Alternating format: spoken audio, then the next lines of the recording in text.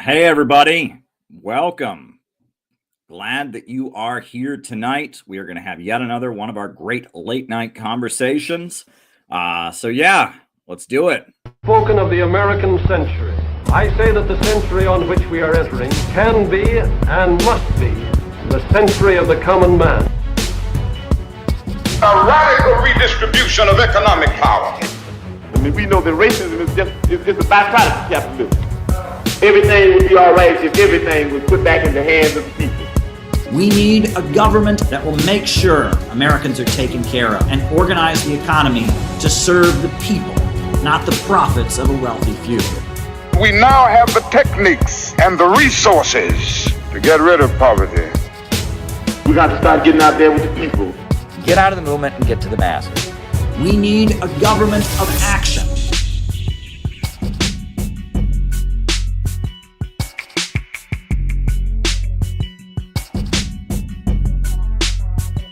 Welcome, everybody. I am so glad to be here with you tonight, and I am so excited about certain developments that are happening in the world. I have not been this hopeful in quite some time, and I mean, I'm just hoping that we can get over the precipice here, but I'll get into that later. Just a quick layout of the format, the way we do things. I give opening remarks about whatever's on my mind. Then from there, we do the roll call. And then from there, I answer your super chat questions or your Rumble rant questions for the rest of the night. And it's you all's questions in the second half of the show that make everything, when I'm answering your questions off the cuff, it's a lot of fun. It's good stuff. So ask some good questions in the second half of the show. Now, one quick little thing. We are having a workshop this weekend. I'm getting on a plane on Thursday, and I am headed to Minneapolis. I've never been to Minnesota or Minneapolis before. It'll be my first time in this upper Midwestern city, and we are having a workshop on Saturday, and it's called Do You Believe in Growth? An all-day workshop, a new day for America, a new day for Minneapolis. It's going to be really, really awesome. And registrations are actually pouring in right now. People are confirming. I'm really pumped. We got 34 people registered, and those people are confirming, and we just ordered the food, and stuff is coming together, and I'm feeling good about it. I am feeling good about it. So go ahead and register if you want to be there. Filling up fast. Information is down below. Everyone who comes is getting a t-shirt. We'll have good food, singing, music, speeches, that kind of thing. So go ahead and register. Our members out there, shout out to Penny, who is doing amazing work. Shout out to Gabby, who's been calling the registered people. Shout out to Carter, who's made some of those calls as well. Shout out to Peter, who's doing some of the preparation and everything. We are really going to have a great workshop. I am convinced we're going to learn about anti-imperialism, and we're going to cement the bonds that are really important to building our movement and carrying out the operations that we're trying to carry out. So I'm really excited. So if you are in the Minneapolis area, or you can get to the Minneapolis area and you want to spend a day with a group of like-minded people, network, get to know some people, see what our organization's all about, go and register for the workshop. Just wanted to share that with all of you. So quick reminder, the way we do things, I give my opening remarks, and then from there, we do the roll call, and then I answer your questions. So keep the super chats and Rumble rants rolling in about things you want me to respond to or comment on for the second half of the show. Rumble rants on Rumble, super chats on YouTube, and I will just get into it. Friends, peace talks between the United States and Russia are now taking place in Saudi Arabia. I understand at this point that Marco Rubio, the U.S. Secretary of State, has already arrived in Saudi Arabia, that Sergei Lavrov, the foreign minister, I think he's already arrived as well. And Donald Trump has hinted that very soon there will be a meeting between himself and Russian President Putin. Meanwhile, it is all over the web that Visa and MasterCard will soon be activated in Russia once again. That's huge. It's happening. We could see an end to this war. Now, if you're part of this community, you know that this war should never have happened to begin with, and that this war is a result of the United States backing up a vicious government in Kiev that they installed in a violent coup in 2014. And it's then a result of the people in Donetsk and Lugansk saying, we don't want to be part of this government that doesn't honor the victory in the Second World War, that drags us into court for speaking our own language, that tears down World War II memorials, and that is actively killing us with drone strikes. And we don't want to be part of it. They declared independence. We know that Russia then sat down with Ukraine and with the independent republics and facilitated the Minsk Agreement, in which Ukraine was supposed to start recognizing the rights of the people in the eastern regions and reintegrate them back into Ukraine. And for 8 years straight, Ukraine did not implement the Minsk Agreement. At no point did they fulfill their obligations. They just kept bombing the people of the eastern regions, kept killing them. If you are someone who's part of this community, you've seen this image before, this image that Wikipedia has banned. Wikipedia has decided you're not allowed to know this exists. This is a monument called the Alley of Angels. It's located in the Donetsk People's Republic. And it is a monument to all the children that have been killed since the Ukrainian government was toppled violently in 2014. For 8 years, people were dying. Finally, in 2022, Russia felt it had no choice but to move in and protect these people. And it moved in to protect them.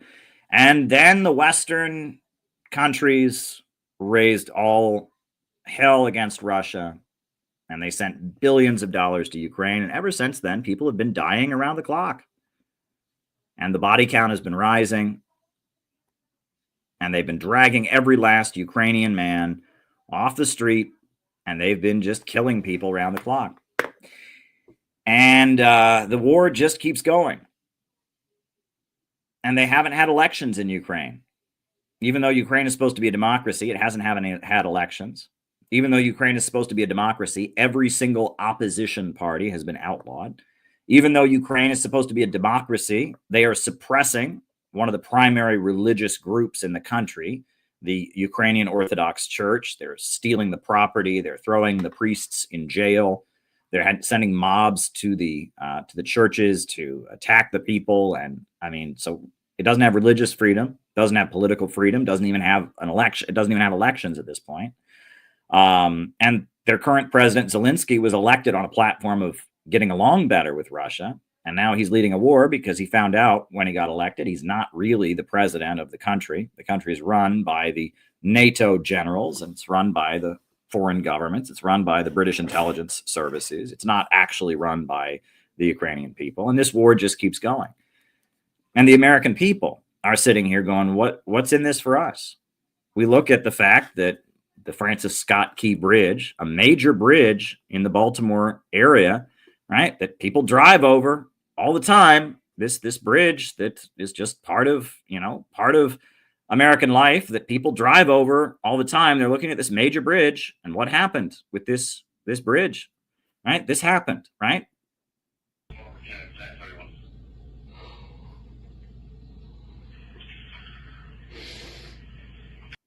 And they're looking at the fact that in Texas, they're having in Texas, the power grid collapsed a few years ago because it was in disrepair.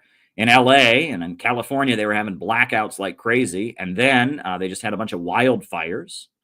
Looks like in Hawaii, we had wildfires because of decaying electrical infrastructure. And it looks like the wildfires in LA may have been caused by the decaying electrical infrastructure of Los Angeles that had already caused wild blackouts. Children are drinking lead in their drinking water. Our roads are falling apart. Our highways and bridges are falling apart. Meanwhile, the U.S. government is spending billions, hundreds of billions of dollars on killing these people and trying to make sure these people can't separate from a country that does not want them, a country that had every opportunity to treat them as respected people, to reintegrate them into the society.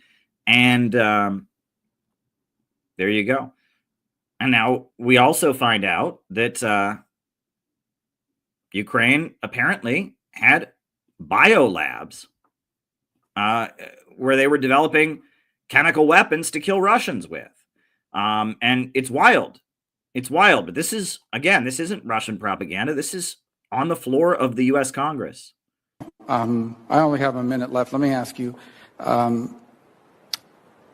does Ukraine have chemical or biological weapons? No, not a yes or no answer, she says. Ukraine has biological research facilities. Biological research facilities. Which, in fact, we are now quite concerned Russian troops, Russian forces may be seeking to gain control of. So we. Yeah. And, the USA invaded Iraq on the other side of the planet, a country in the Middle East, alleging that they were developing weapons of mass destruction with which they could kill Americans. And they weren't. It was a big lie. Russia, on the other hand, invades Ukraine, right? They move in to protect the people of the eastern regions, right? They engage in a special military operation in Ukraine.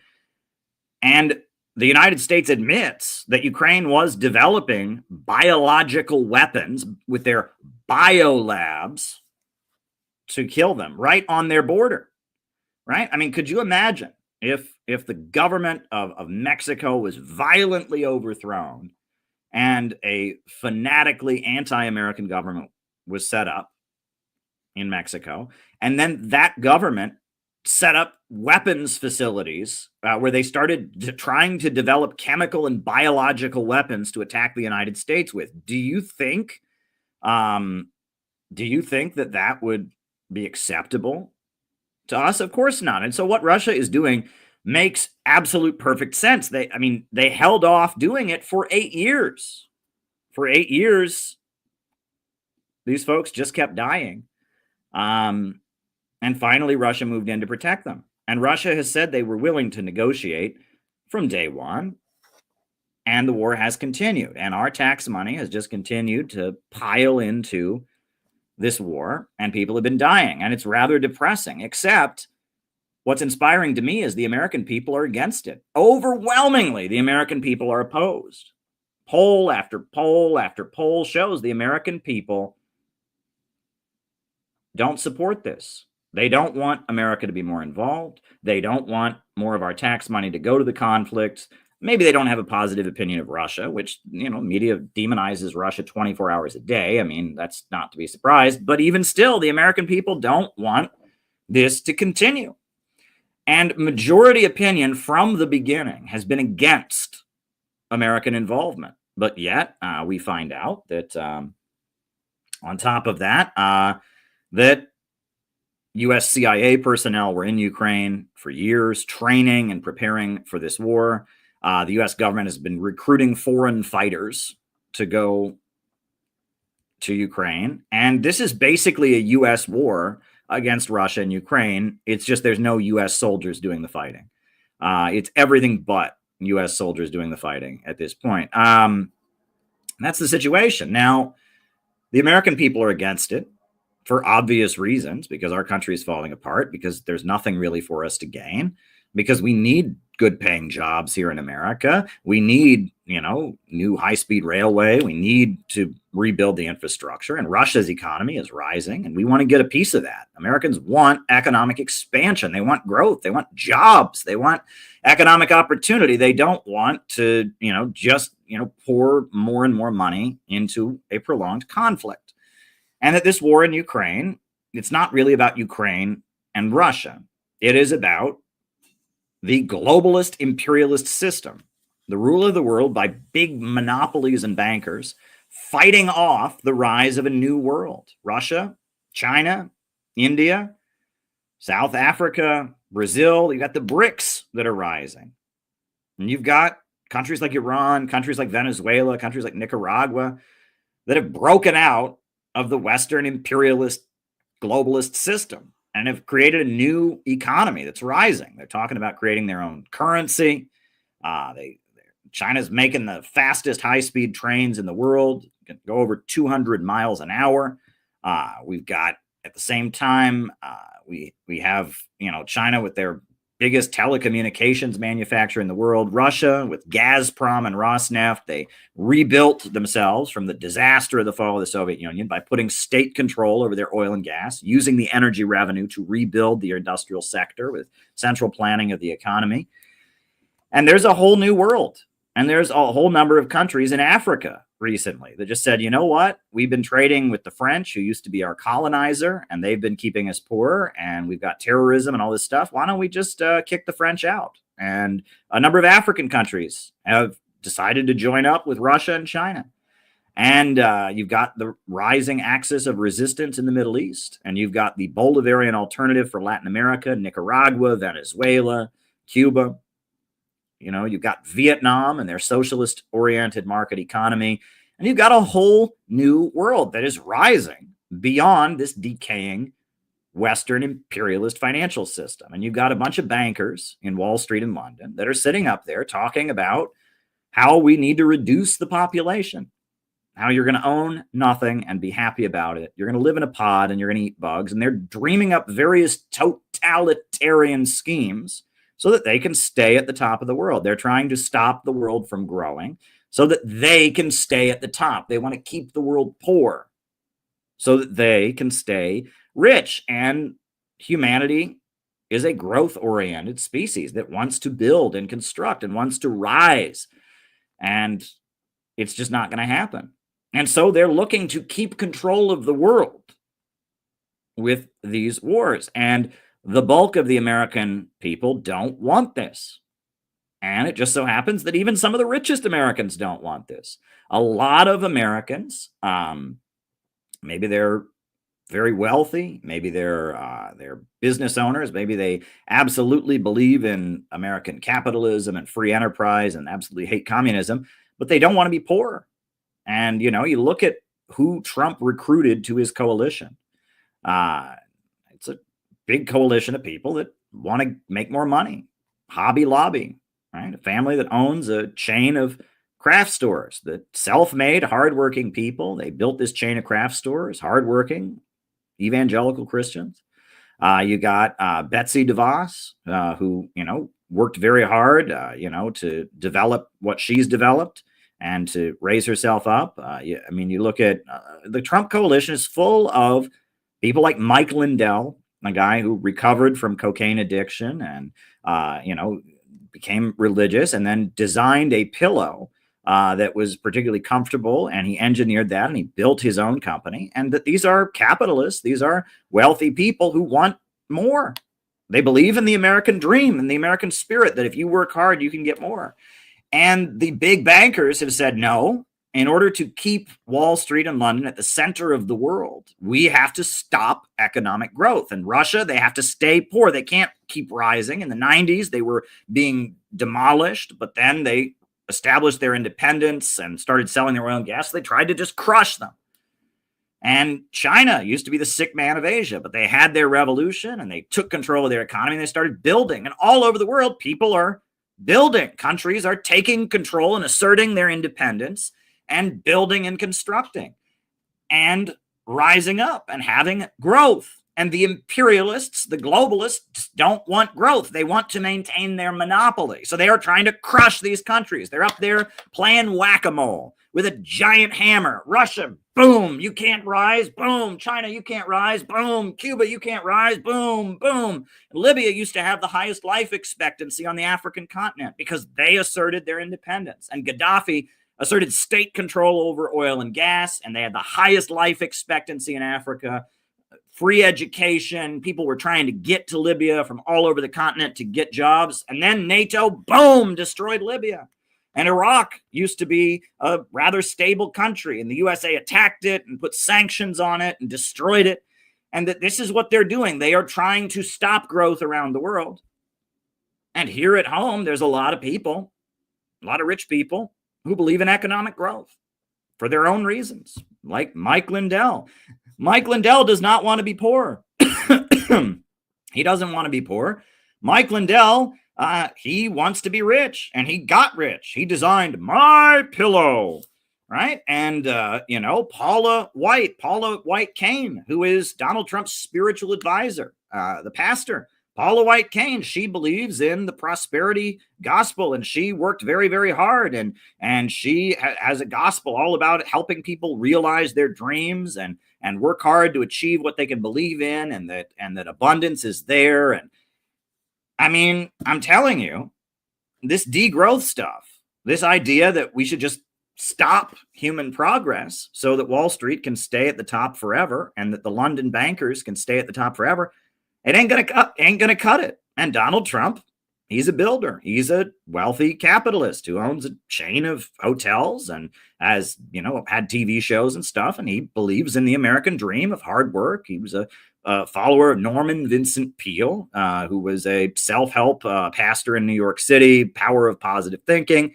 And Donald Trump and Mike Lindell and Paula White and Elon Musk and a lot of capitalists, a lot of rich people in America, no, they're just not going to go along with the imperialist whack-a-mole game. They don't want to live in a pod. They don't want to own nothing and be happy about it. And they don't want to wage wars around the world to preserve the monopoly of Wall Street and beat down countries. And in fact, one of Trump's supporters is a guy named Jim Rogers. And Jim Rogers is a wealthy Wall Street investor who wants to invest in North Korea. And he lives in Singapore. And he went to North Korea, and he said, wow, most North Koreans can speak more than one language. They already make their own cell phones in-house. These mountains are full of minerals. They've got a coastline that goes to the ocean. I want to invest in North Korea.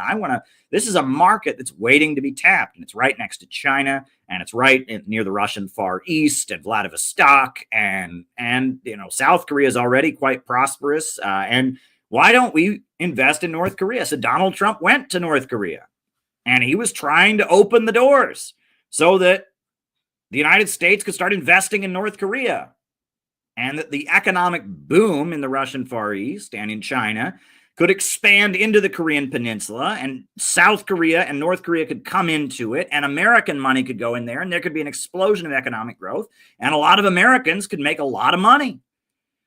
And he was sabotaged by Mike Pompeo and John Bolton, and they sabotaged him in doing so, and they prevented the talks on the Korean Peninsula from going anywhere. And there is a division among the American elite between the ultra monopolies and the imperialists, and a lot of capitalists that just aren't part of their club, that aren't part of the elite club that believes in degrowth and is thinking of various Malthusian fascistic degrowth schemes to stabilize the economy. So there's a division in the ruling class. And the American people, if you really ask the American people, yes, there's divided opinion about Trump. There's divided opinion about a lot of things. But if you ask the American people, should we be spending billions of dollars on a war with Russia and Ukraine? The answer is going to be no. It's going to be overwhelmingly no. The American people do not want to continue this nonsense. And that's the majority opinion. And Donald Trump, who believes in economic growth and, is at odds with a very powerful faction within his own class, the Rockefellers, the Carnegies, the DuPonts, the HSBC Bank, the Chase Monopolies, British Petroleum, General Electric. Donald Trump is at odds with USAID and the intelligence apparatus. And so Donald Trump realized that, hey, the American people, they don't want us to spend billions of dollars. And, this is where public opinion is. And I want economic growth. And Russia and China, they want economic growth. And you know what? I'm going to run a presidential campaign. And I'm going to say, I'm going to end this war in Ukraine because that's what the American people want. And there was so much outrage. And during the campaign, they asked Donald Trump, they said to Donald Trump, they said to him, do you want Ukraine to win the war? And he said, nope, I don't care about who wins. I just want the killing to stop. Oh my God, they couldn't forgive him. How dare he? How dare he? But that's honest. And even though it would have been, something that the mainstream media would have given him more of a pass, even though they would have been less hard on him, Donald Trump refused to budge. He just said, I want the war to end. I'm not concerned about who wins. And the American people went out and voted for Trump. It was a blowout for Trump. And during the election, a Ukraine guy came to the United States and tried to kill Donald Trump. A Ukrainian, a guy who was an American citizen who had gotten out of prison, a guy named Ryan Roth, was an American citizen who'd committed some very serious crimes. He'd gone to prison. He got out of jail. And then he went over to Ukraine, and he was working, according to his own Facebook and Twitter, he was working with the U.S. State Department as a recruiter, recruiting Afghans to go and fight in Ukraine. And then he got on a plane and he came back to America, and he tried to kill Donald Trump. And that's how much they were afraid, because it looks like Donald Trump is going to make peace with Russia, and it looks like it could happen. Not saying it's going to happen. We're very close right now. We're very, very, very close. And this war that has cost thousands and thousands and thousands of lives, this war that has been devastating, could be coming to an end. Now, what do we do? Or better yet, what do you do? Well, I think that if you are someone who wants a better world for your children and for your grandchildren, if you're somebody who believes that, it's your duty to take responsibility for the future, we should do everything we can possibly do to make sure that this peace deal happens. And that one thing that drives me absolutely nuts is that social media is really, really good at convincing people that this is all they can be, right? This is from The Simpsons, right? And that's a joke. That's Grandpa Simpson. Old man yells at cloud. And there's a lot of people that think that that's all they can be. They can complain about the world. They can say there's no hope, and they can make smart-ass tweets about it. Well, I'm here to tell you that you actually have the ability to change the political conversation. You actually have the ability to do something about it. And no, I don't agree with everything Trump says. Trump says a lot of things I don't agree with. His plan for Gaza is sickening to me. I don't agree with it. But that said, Donald Trump represents a faction of the American power structure that wants to stop the killing in Ukraine.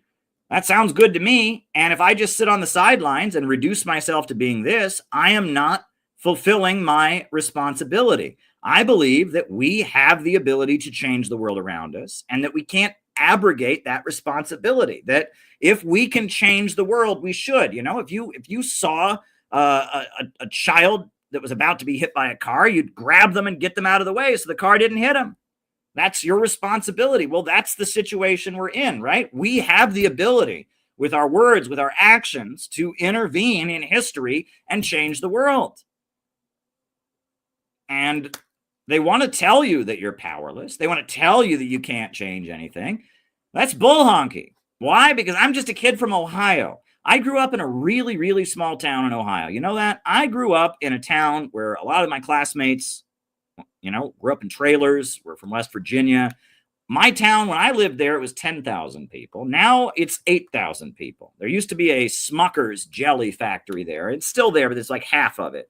Right? I grew up in a little tiny town in Ohio, but I got interested in politics and I got involved in the struggle, and I'm blown away. And Center for Political Innovation, Noah, was blown away. He was talking about how with our limited resources, we have changed the political conversation on many issues, on many, many different issues. And if you look at everything that our organization has done, we have actually had a very big impact, despite the fact we're just normal Americans. I'm a guy from Ohio. Noah's a guy from Boston. All right, we got Gabby in Chicago. We got Penny in Minneapolis. I mean, I feel like we're all special in our own way. We all feel called to do the work that we're doing, and that certainly makes us special. But I don't feel that we're not, top class at Harvard. We're just people that have realized that we are not powerless, that we have agency. We have the ability to change the world, and we can stop World War III, and we can fight for working families, and we can make a better future for our children. We have decided that that is what we are going to do. And so with our limited resources and our small number of members, we have been at the forefront of demanding what is happening right now. Because right now the peace talks are about to start. And from the beginning, we have been screaming from the heavens, time to have peace talks in Ukraine. We have been saying it should happen. Now it looks like it's happening. But we just have to get through this hub. We have to show that there is massive public support for it. But I want to review with you everything we have done. Everything we have done. Because it's one of these like weird contradictions. On the one hand, we've done a huge amount. But on the other hand, we have done a lot and accomplished a lot with very little. And I'm going to show you what we have done from the time the special military operation in Ukraine began until Inauguration Day recently. That was the latest big thing we did as CPI. I'm going to just go over everything that we have done. And this is just a quick video, just a quick summary of it's not everything too. There's actually a few things that are not in here, but this is like the highlights of what we've done since this war began, how we have been in the forefront of calling for exactly what is happening right now. Russia is not our enemy. Russia is not our enemy. Russia is not our enemy.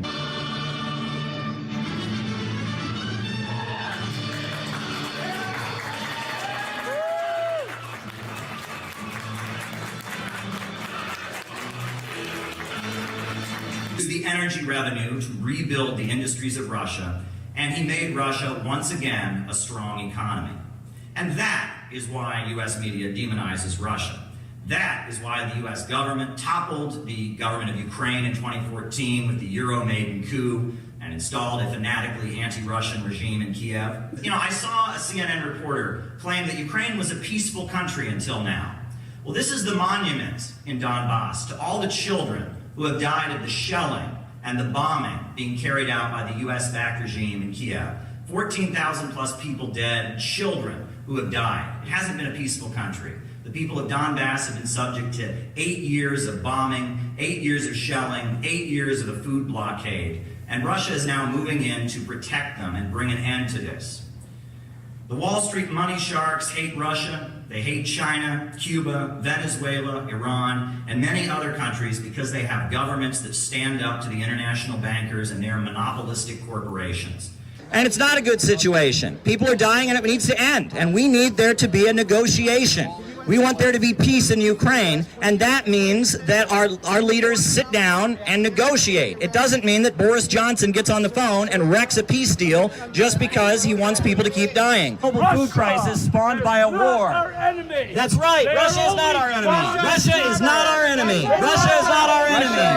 Russia is not our enemy. Russia is not our enemy. Russia is not our enemy. Russia is not our enemy. Russia is not our enemy. Russia is not our enemy. Russia was with us in the fight against the Nazis in World War II. At the moments when America shows its true colors and is standing up for justice and truth, you'll notice that we're standing with Russia. Peace with Russia. Peace with China. Peace with Russia.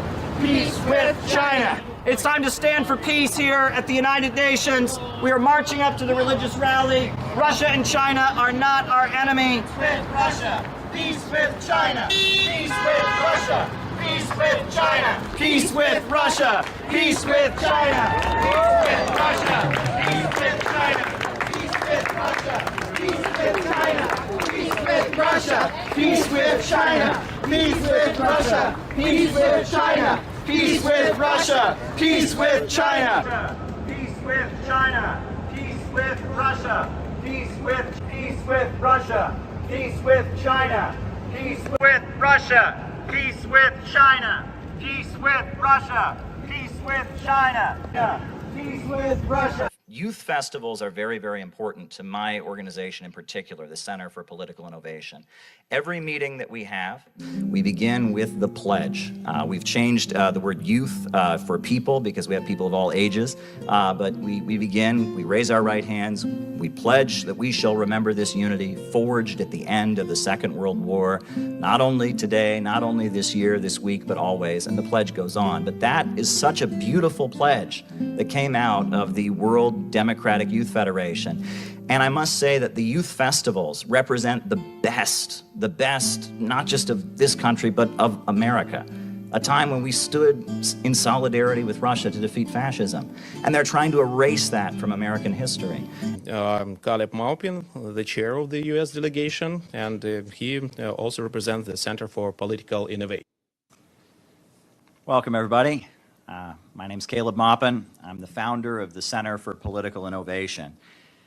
And in October, I was deeply honored when the youth office of the Russian Foreign Ministry reached out to me about forming a national preparatory committee for the upcoming World Youth Festival, set for March in Russia.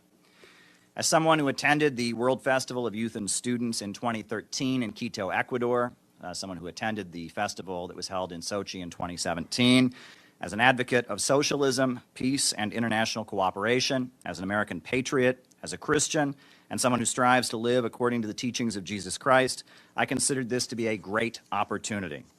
However, it is the circumstances of our upcoming trip that bring us here today. As we meet here today, Jesse Neville, Penny Hess, and Omali Yeshitela have been indicted by the U.S. Department of Justice. They are facing a possible 15 years in prison. Their trial date was just set for September. The Biden administration has charged them for doing what we are about to do, for going to an international conference in Russia. I'm the leader of the United States delegation. I'm representing the Center for Political Innovation. And I would like to just thank you from the bottom of my heart for that dynamic interview you gave to Tucker Carlson, in which you showed many, many young Americans a different kind of leadership, because our politicians and our leaders in the United States, they speak in sound bites, they speak in terms of scandal and gossip, but you presented a long-term vision, a scientific view of statecraft, and by getting through to young Americans, you made a difference. Many people who would never have listened to anything you had to say or heard another perspective heard you because of that interview. Now, getting to my question, things between our two countries are not good at this point. Before we left, we had to have a press conference at the United Nations. We are concerned about being prosecuted. There are 3 Americans that have already been charged and are facing prosecution, possibly 15 years in prison, simply because they attended a conference like this in Russia, the Uhuru movement, they're called. And we are concerned because I know that I speak for the majority of the American people when I say that we do not want our tax money dumped into this conflict in Ukraine any longer. We do not want our country to continue to deteriorate internally while our leaders waste money on prolonging this war. I'm frightened by what the Biden administration is doing, not just in Ukraine, but also on Taiwan and on the Korean Peninsula. And I really do see gatherings like this as a potential road to peace. And what I have seen at this festival has blown my mind. The amount of young volunteers that you have here, people who have stepped up, who love their country and want to just come forward and put together dynamic events like this. What kind of role can events like this and young diplomacy activities like this play in helping set the stage for maybe changing the dangerous direction our leaders in the United States are taking things against the majority of the wishes of the majority of the people of our country? Thank you.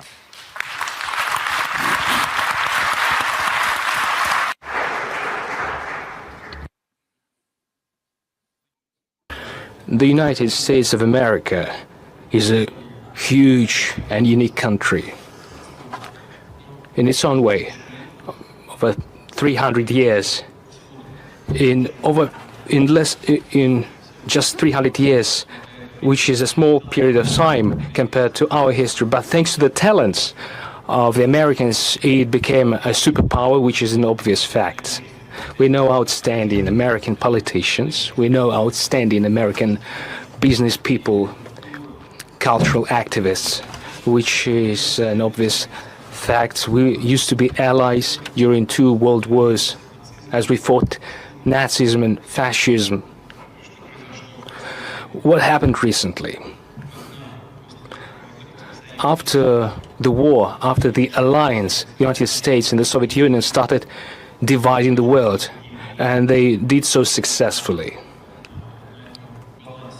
And based on this balance of powers, they created international relations and created a modern system of international law.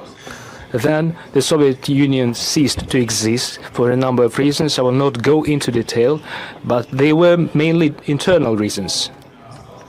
There is one superpower remaining, represented by your country. The way your elites use this monopoly to global domination is dubious. In my opinion, the United States failed to bear this burden of responsibility that they happen to bear. They created monopoly, strengthened it. I don't mean the American people, I mean the ruling elites. While strengthening their monopoly, they soon faced a situation where the overwhelming majority of countries disliked it. And so, step by step, it became obvious to everyone that there is resistance to the forming global order.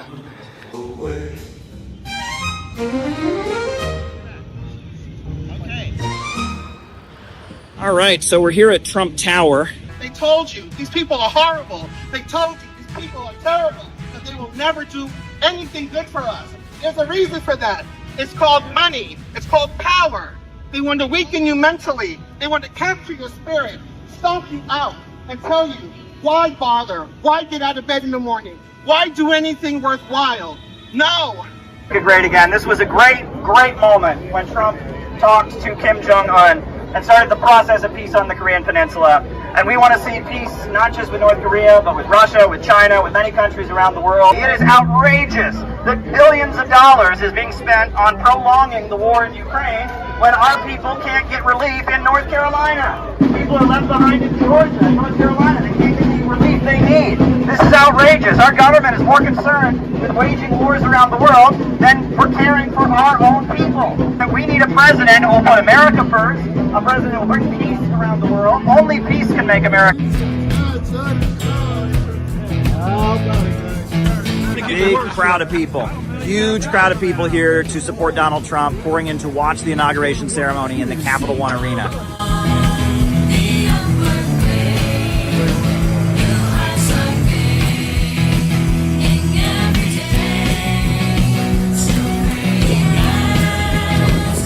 Yeah, set up here, over there. How you feeling? How you feeling? I'm good. I'm good. It was fun to pass out pamphlets at the hotel there. Everybody was asking for more. Great. Yeah. Excellent. We need to heal America as well. We need to pray for America. We need to make our country great again. We need to take over. The people need to take over to make our country better again. And I hope Trump can help us with that. Donald Trump for one of the greatest moments of his first presidency, when he went to a country that America has technically been at war with since the 1950s and gave peace a chance. We want to make peace around the world. Yeah, that's what we've been doing for the past 3 years. We have been the primary thrust behind the peace movement. And I didn't put in there that we sponsored the Rage Against the War Machine rally that happened in Washington, D.C. And when Scott Ritter was unable to be allowed to speak because of some stupid internet cancel culture, we arranged for a special reception for Scott Ritter after the Rage Against the War Machine rally in Washington, D.C. And that was an epic moment as well. Scott Ritter is an amazing anti-imperialist who has done a lot to, work toward arms control and weapons denuclearization and exposing the lies of the war makers who were inching us closer to World War III. We made a point of having a reception, even though there was all this internet cancel culture trying to prevent him from speaking. We decided we wanted to make sure that Scott Ritter had a platform in DC during the big rally. So this is what we did. Ideas are great. But the reason that the Center for Political Innovation exists is to put on events like this, to give a platform to ideas we don't widely hear in the United States, to educate people about anti-imperialism and socialism. And that is why it is really an honor tonight to bring forward our guest of honor, a real hero, someone who deserves to be heard from the heavens. Everyone should hear what this man has to say. Scott Ritter is here. Scott Ritter is here. We are proud that Scott Ritter is here. This is a hero. This is a hero right here.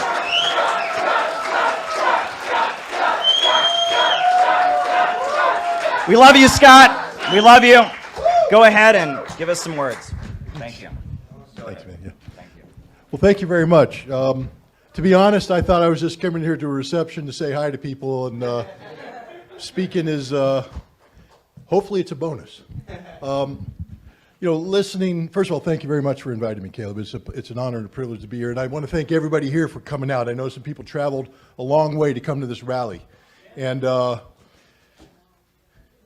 great journeys begin one step at a time, and we're on a great journey, and today was the first step. Yeah, we saw that that somebody who was an anti-imperialist had been smeared, had been canceled, and we stood up for them. And we found a way to make sure that they had a platform, to show that they had support. We don't go along with this cancel culture and this smearing, but I'll be getting to that later. I mean, we are doing the work, right? And we're doing the work here in America. I mean, you saw, and I want to tell you, right? So I want to point out a couple things about what we did, right? So first of all, right? So this rally that we did here, this rally, I want you to notice there, right? That bullhorn that we had, right? That speaker that we were using, it cost maybe $70. It wasn't hugely expensive, right? And I think if you buy it at a hardware store outside of New York City, it's even cheaper. And that sign that we had, that's tag board. It's like $5. We printed out on a home computer, you know, war in Ukraine, you know, not very expensive to do what we did. And we went to a public place, Union Square, and we just set up and we started agitating. And you can do it too, right? And that's what we're training people to do. I mean, it's not hard to get a banner printed. It's not hard to actually get the message out there to the people. Social media is rigged. So if you want to build a movement in real life, you got to just go out and reach people. And we did this. And also, it was not easy. I will say this, because this was at the beginning of the Ukraine conflict. This crazy guy, you know, wanted to start a fist fight with us. And he was, you know, yelling at us, and he was trying to, you know, get ugly with us. But, you know, we held our own, and this guy was like threatening to beat us up and getting into our faces, and we held our own. You know, so on the one hand, it was quite easy what we did. On the other hand, though, it was quite, we had to stand our ground. We had to be tough. Right? You have to learn to face down people who want to silence you when you speak up. Not our enemy. Russia is not our enemy. Russia is not our enemy. Russia is not our enemy. Russia. He was calling us Russian agents. He was like trying to challenge us to a fight. Look, I mean, but we stood our ground. We stood our ground. And, you know, and we were in New York City. We were in Washington, D.C. when Trump got inaugurated. We handed out, you know, Penny mentioned in the video, she mentioned the pamphlets. These were the pamphlets that we printed out. We printed out 2,000 copies of these pamphlets, distributed them to all the people going into Trump's inauguration. A whole pamphlet about the war in Ukraine. Right? On page 2, it says, we gain nothing from the Ukraine war. We gain nothing from the Ukraine war. This pamphlet, you can get it on our website if you want your own copy. But we handed out 2,000 copies of it, right? We are doing so much with our limited resources. And, you know, we were out in front of Trump Tower, you know, when, you know, we were out in front of Trump Tower. There's Briggy out in front of Trump Tower with a huge banner. Didn't take much to get that banner printed. It was somewhat expensive, but not hugely expensive. And there we are, right? And there's Irving, and there's Noah, and we did it. Right? We're trying to get stuff done. We're actually doing anti-imperialism, right? This isn't an internet game. This isn't a social media grift. And every so often you get a breakthrough. For example, when we were in front of Madison Square Garden, they mentioned us in New Yorker magazine when we were out in front of Madison Square Garden. And at Inauguration Day, they showed our banner on Radio Free Europe. When we had a conference in Chicago, I didn't include in here. They mentioned it in Newsweek magazine. Every so often, we would get a breakthrough. We do a lot of interviews that don't end up getting published, but we have a breakthrough. We are doing our best. We have been the main people beating the drum of peace with Russia at the top of our lungs, right? Just trying to break through the media blackout and the media silencing, trying to push back and get this message out there. And we have been doing it because it must be done. And I'll tell you this about CPI. Don't let anyone lie to you about this. CPI, we don't have any ban on anybody from any political party. You can be a Democrat and be in CPI. You can be a Republican and be in CPI. You can be a Green Party, a Libertarian. You can be in any of the communist groups. You can be in, we don't have any bans. I mean, we don't allow Nazis, where you had like Nazis try to join us. We don't allow that, but that's really about it. If you're not a Nazi, you're, and like a literal, like actual Nazi, generally we'll let you join CPI. And we don't say either or. We don't say, oh, if you join us, you can't be in this other group. We don't do that. We say you can join CPI if you can pay dues. And if you want to become an active member and help us get shit done, that's great. And now we're starting a process of accreditation that once you've joined, you'll go through a 7-day class that will happen during the summertime. Maybe we'll do some in the spring and fall. We're starting out with a summer class this summer for accreditation to be like your, when you like complete, your accreditation. But we'll work with anybody, right? We're not sectarian. We're not claiming we're the one true party. We're not a religion. We're not even a political party. We are a group of people that are opposed to capitalism, imperialism, globalism, imperialism, the system that is grinding the world into poverty. We support small business owners. We support people working hard and building and constructing. We're not against capitalism in that sense, but we're against this globalist imperialist system. And we want a government that fights for working families. That's what we want. And we've got a 4-point plan on our website. And we've been doing this. And we've been doing it, and we've been doing it, and we've been building, and we've been building, and we've been building. We're having a workshop in Minneapolis this weekend. You can learn all about what our group is about. It's coming up. It's going to be a good workshop that we're doing in Minneapolis this weekend. You can find the information that we're doing about the workshop in Minneapolis this weekend. You can register down below. We're doing it. We're building our organization.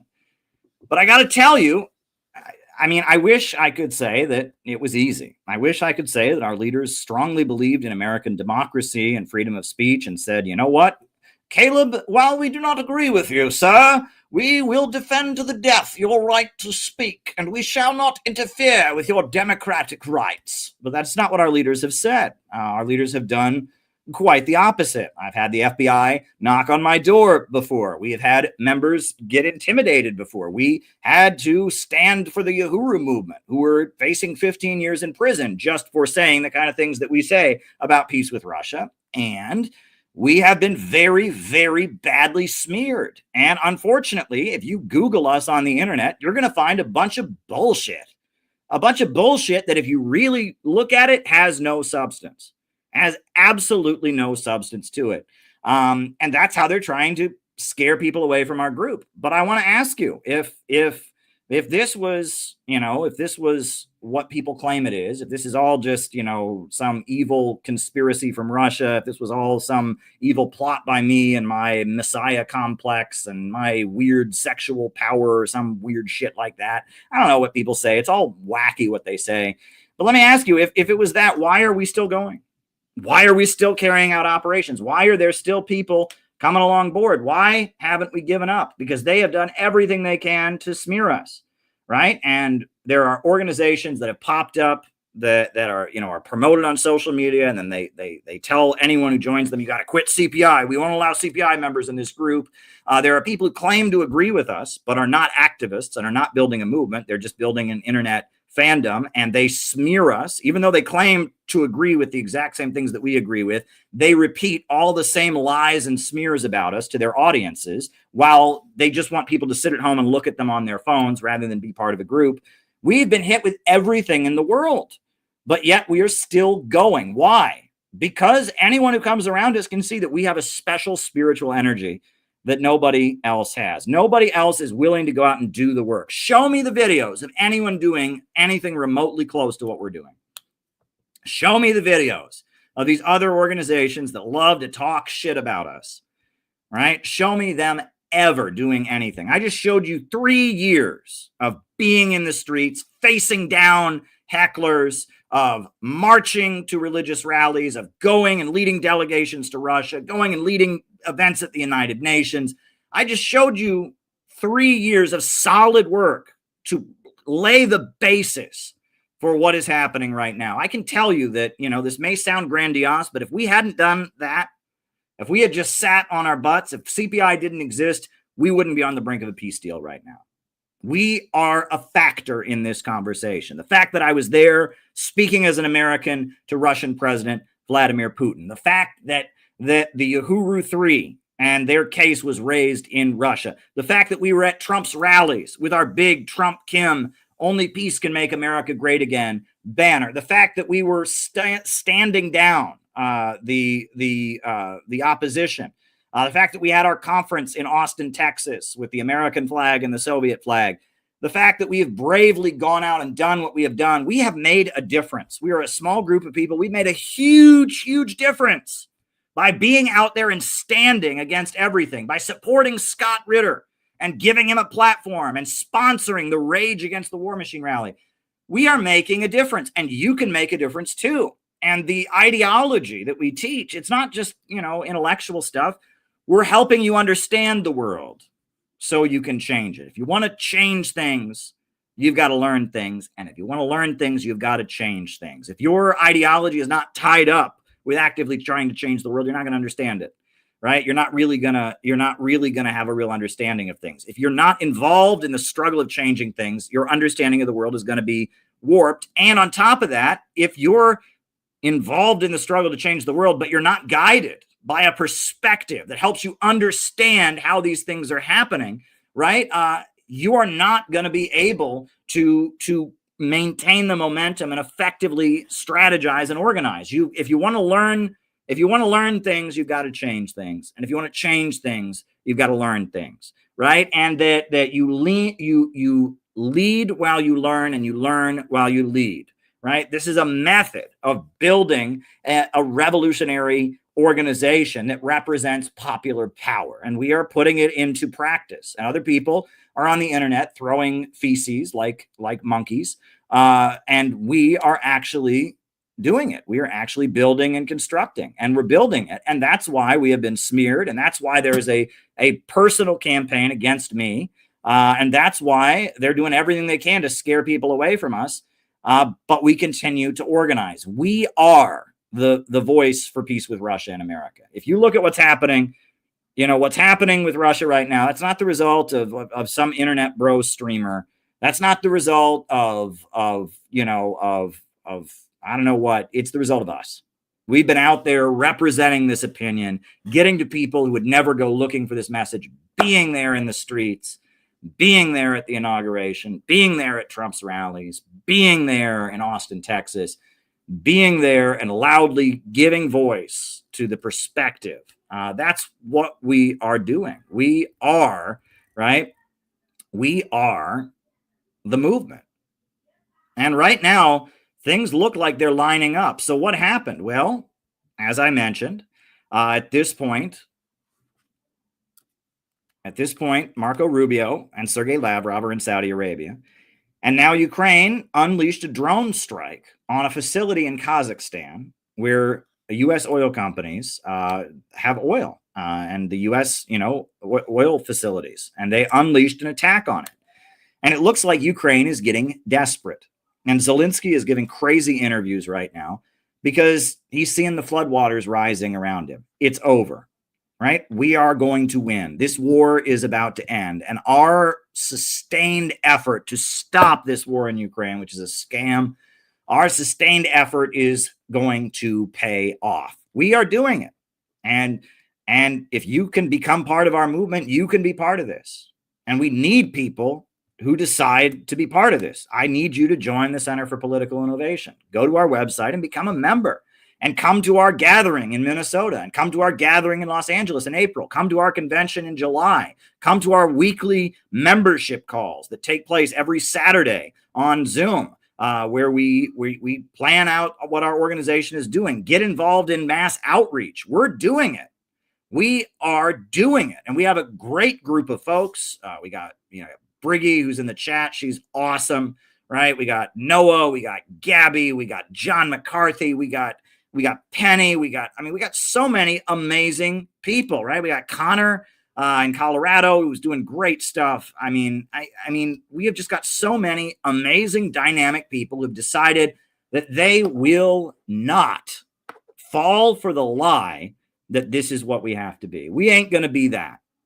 We ain't going to be that. We are going to stand up for peace. We are going to stand up for working families. We are going to demand a government of action that fights for working families. We're going to do it. We are going to build an organization. We are going to intervene.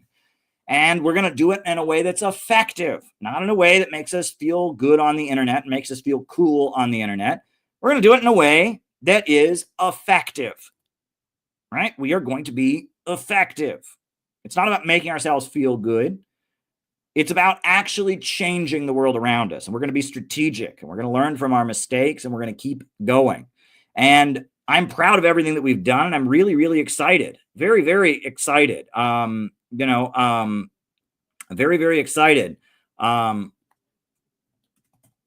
very, very excited that we are doing what we're doing, and that we've got a big workshop coming up this weekend. Very excited. I see the registrations pouring in, and I'm really thrilled about it.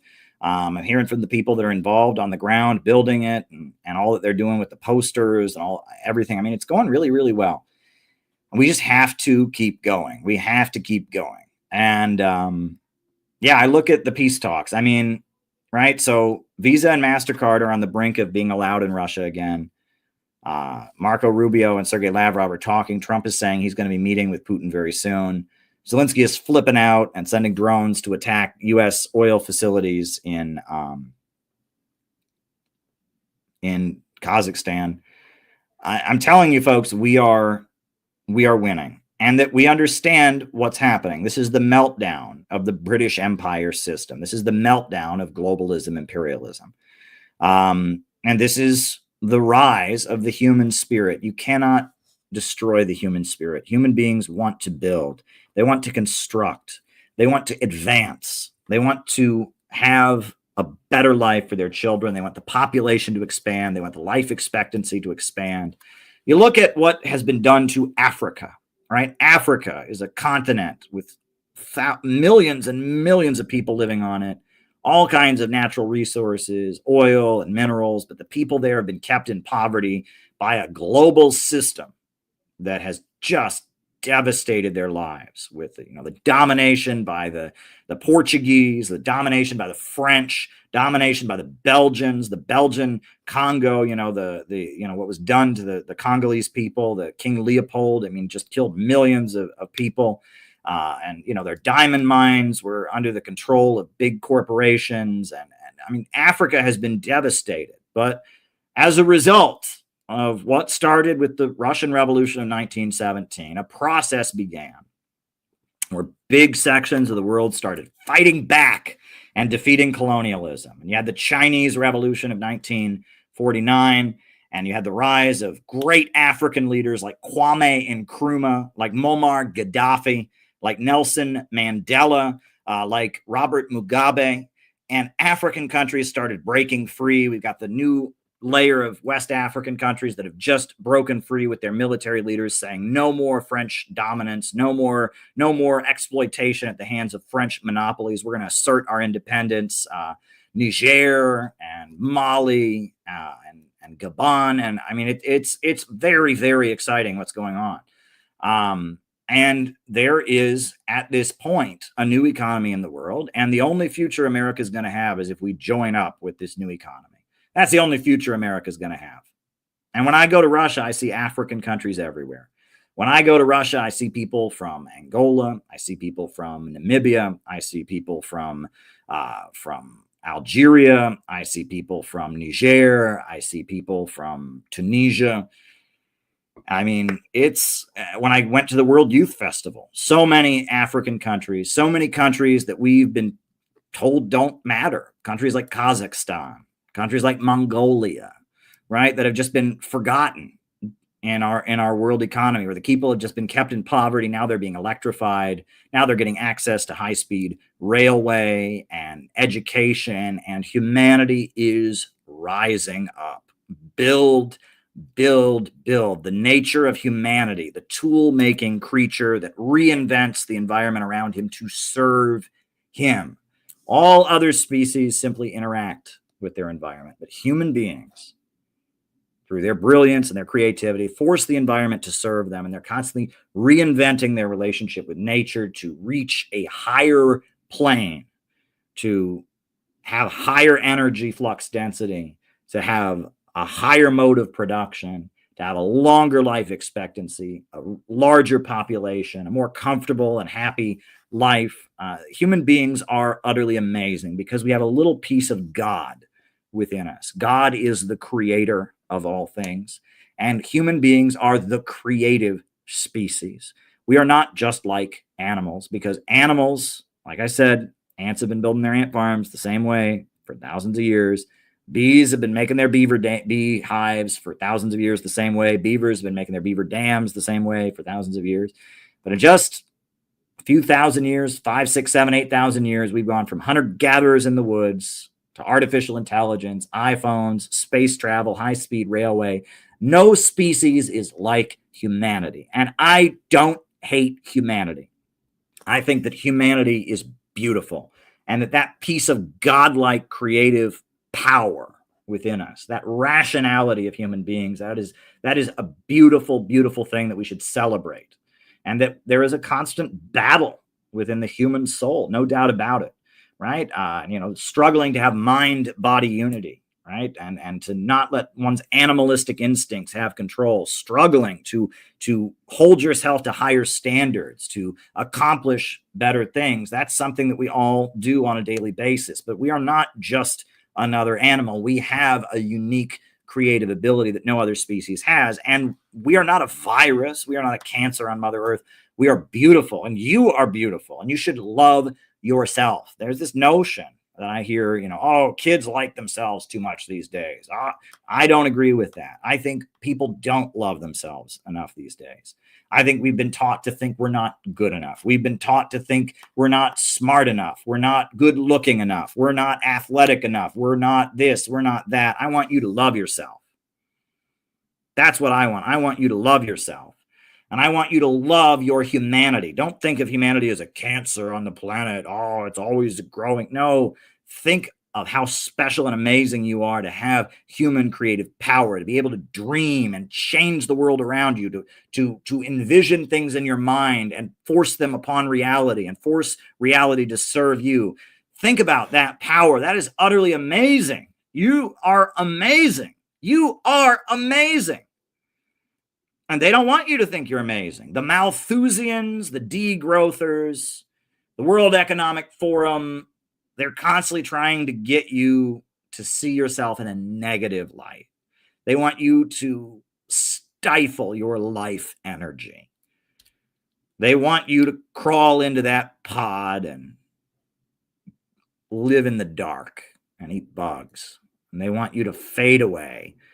But I am here to spread my light and help you find the light within yourself and let it shine before the entire world. That's what I am here to do. I believe in you, and I believe in your creative power, and I believe you have potential. I believe you have ability, and I will not accept the pessimism, the competitiveness, the hopelessness that defines our age. I will not accept it. I will not accept it. I refuse to view myself the way Wall Street and London view me. I refuse to view human beings as just another animal or as a cancer upon nature. I view human beings as beautiful, creative, blossoming. That's how I view humanity. And that is the energy that I see rising in Russia and China and Iran and Venezuela and the whole sections of the world that are not under the domination of the old colonial system. The colonial system, the colonizers tell us they're civilized. That's bullshit. You read Friedrich Nietzsche, one of the greatest advocates of colonialism. He celebrated that colonialism was making human beings less moral. They were becoming the blonde beast that was ruling through might and sheer willpower. He felt that imperialism and colonialism was stripping away the Christianity of the West, and it was helping the West to become the brutal colonizer, the brutal enforcer that it needed to be. And you look at Friedrich Nietzsche and his complaint about Western civilization and his celebration of imperialism and colonialism. You look at it, and he looks at communism and socialism, and he looks at it and he says, this is nothing but Christianity. This is nothing but love your neighbor as yourself. This is nothing but slave morality, the doctrine of the lowly. And you listen to Friedrich Nietzsche and his contempt for both Christianity and communism, and you can hear contempt for rationality. You can hear a celebration of the irrational, a celebration of the animalistic tendencies of mankind, all that were being unleashed by imperialism and colonialism. Philosophical irrationalism. It says there is no real truth in this world. There is no right and wrong. Philosophical irrationalism. It celebrates only deconstruction. This is dangerous. This is something we must push back against. We believe that the world is defined by order, not disorder. And that, yes, there is a battle. There is a push and a pull between order and disorder, between order and chaos. But out of chaos cometh order. Out of chaos cometh order. And there is order in the universe, and right and wrong do exist. And we human beings are defined by our rationality, and we can push back against the forces of darkness. And Friedrich Nietzsche was wrong. And history does march forward, and human beings are amazing. We are not blonde beasts. We are not savages. We can stand tall. Eugene Debs, the great socialist who opposed the First World War, was thrown in prison for speaking out against World War I. He gave a speech in Canton, Ohio. It's very close to where I grew up, in Canton, Ohio. Eugene Debs gave an anti-war speech, and he was very careful how he gave the speech. He thought that the speech would follow the law, but it didn't work out.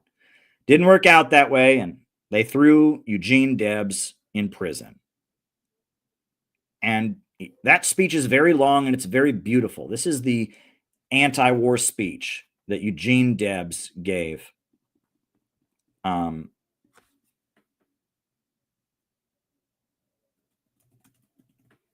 going to read it to you. I'm going to read not the whole speech. I'm going to read to you the important part. You need to know, this time especially to know, that you are fit for something better than slavery and cannon fodder. You need to know that you were not created to work and produce and impoverish yourself to enrich an idle exploiter. You need to know that you have a mind to improve and a soul to develop and a manhood to sustain. You need to know that it is your duty to rise above the animal plane of existence. You need to know that it is for you to know something about literature and science and art. You need to know that you are on the verge, on the edge of a great new world. You need to get in touch with your comrades and fellow workers and become conscious of your interests, your powers, and your possibility as a class.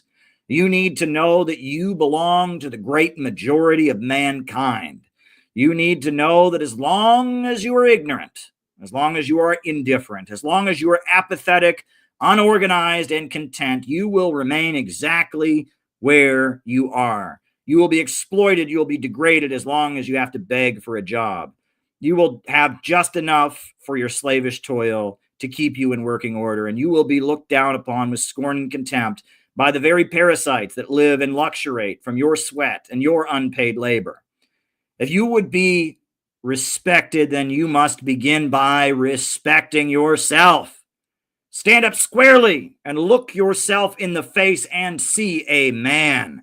And do not fall into the predicament of that poor fellow who, after he'd heard a socialist speech, concluded that he ought to be a socialist. The argument that he heard was unanswerable. Yes, he said to himself, all the speaker said was true. I ought to join the party. But after a while, his ardor cooled, and he soberly concluded that joining the party might anger his boss. And he said, I can't take that chance. And that night, he slept alone. And there was something on his conscience, and it resulted in a dreadful dream. Men always have such dreams when they betray themselves. But a socialist is free to go to bed with a clear conscience. He goes to sleep with his manhood, and he awakens and walks forth in the morning with self-respect. He is unafraid, and he can look the whole world in the face without a tremor and without a blush. That's Eugene Debs, and I would replace the word socialist with innovationist, because in our time, socialists are not that anymore. Everything I read there has nothing to do with modern socialists and communists. But we, the innovationists, we, the city-building tendency, we are the incarnation of these very words. We are the ones who say, look upright at the world, be proud of who you are, build, and that you don't need to be cannon fodder, and you don't need to just slave away at some boss's expense. You can build and change the world if you can learn to think.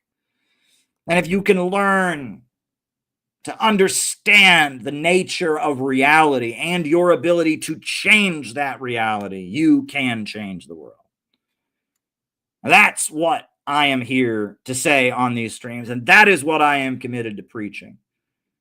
And that is why they have come down on me as hard as they can, but it's also why I'm able to just keep going and never surrender. Never back down, because of my understanding that innovationism and the celebration of human creative power and the optimism and the faith that I have in God and in the godlike creative abilities of humanity and our ability to push back against all that is wrong with the world and correct it and reinvent and remold the world around us to be better. My faith in that is what enables me to keep going. And I hope that you can find that faith and that strength within your own soul.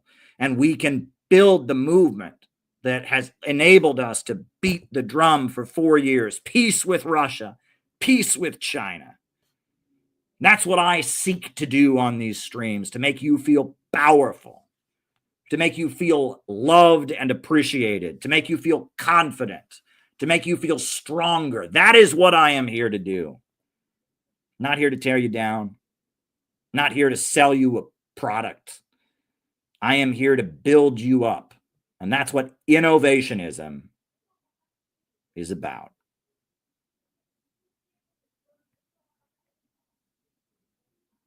That's what we're about. That's what these streams are all about.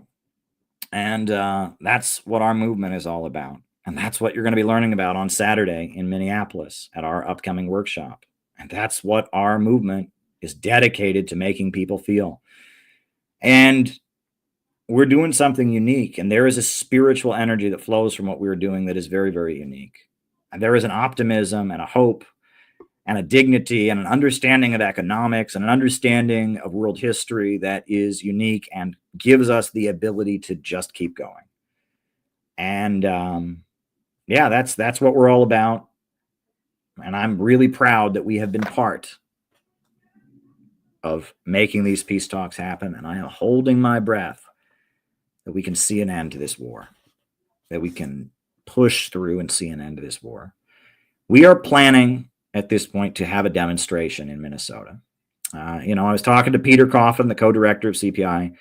We're all going to Minnesota, a number of us from around the country, to have a workshop, and we're going to be there on Sunday. Afterwards, we have to have a demonstration. With these peace talks happening in Saudi Arabia, it's not enough. We're going to have our workshop on Saturday, and on Sunday, we are going to be in the streets of Minneapolis. We're going to have a demonstration because we have no choice. We can't let these peace talks happen without people in the streets supporting them. So even though it's difficult and it's a big change in our plans, after a nice day of workshops and getting to know each other and having fun, after that, we're headed to hit the streets on Sunday. We are going to have a demonstration, a small demonstration most likely, but we're going to have a demonstration in Minneapolis because we refuse to be old man yells at cloud. We're not going to do that. We have to do something. And if we're all going to be in one place, we're going to be in the streets. It's going to be, might not be huge, but it's going to be worth doing. And we're training people to do outreach. We're training people to put on these street demonstrations. We're training people to give the kind of classes and educational seminars to bring people into this movement. We're doing it. We're doing it. It must be done, and we're doing it. We have an important job that we're getting done, and we're doing it. And if you want to do the job, come on board. The door is open. We don't care if you're in the Green Party or the Democrats, Republicans, Libertarians, Bowling League, whatever. But I got to tell you, there's a lot of people who hate our guts. And they hate our guts, and they've smeared us, and they're trying to destroy me in particular. They see me and the way I address these things as something that must be squashed, and they hate us. And the reason that they hate us is because we offer something valuable. And we're not going to give that value up. And everyone who comes in contact with our organization sees that value. And they feel it. They can feel that energy.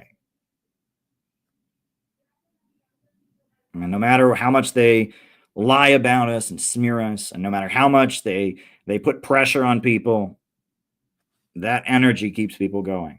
And that energy is unique and special, and I will not give up that energy. Won't do it. So on that note, folks, names and locations. I will call you all out as I see you. Names and locations. Who is with us tonight? Names and locations. Who's with us? Mark Jones in Utica, New York. Bob in Troy, New York. Carter in Minnesota. Honolulu. Connor in Colorado. Lawrence Johnson in Chicago. Penny, who's our superstar volunteer, is doing amazing outreach in Minneapolis. So proud of you and so excited for what you're doing, Penny. Seasoned noob in China. Anthony in Detroit. Alex in Brazil. Patch in Arizona. Brooklyn in the house. Phil. Ian in Chester, England, across the pond. It must be late over there, my friend. St. David's, Bermuda. Rice from Adelaide, Australia. Chris in Salt Lake City. Brad in Cleveland. Ryan in Kansas City. Vancouver, Washington. Welcome, Mr. Vancouver. Names and locations. Gabby in Chicago. I am so excited for this workshop. I am so pumped. I cannot wait to get my ass on that plane and get myself over to Minneapolis. Jack Dawkins in Cochise, Arizona. Courtney in Northern Virginia. Welcome, everybody. John McCarthy in Chicago. Go, John. It is 3:23 a.m. in Britain. Oh, that's pretty late, right? There we go. Names and locations. George in Chicago. Welcome, George. Names and locations, folks. Names and locations. Kevin Fargo in North Dakota. Names and locations. Ellie in Chicago. Welcome, Ellie. Good to have you with us.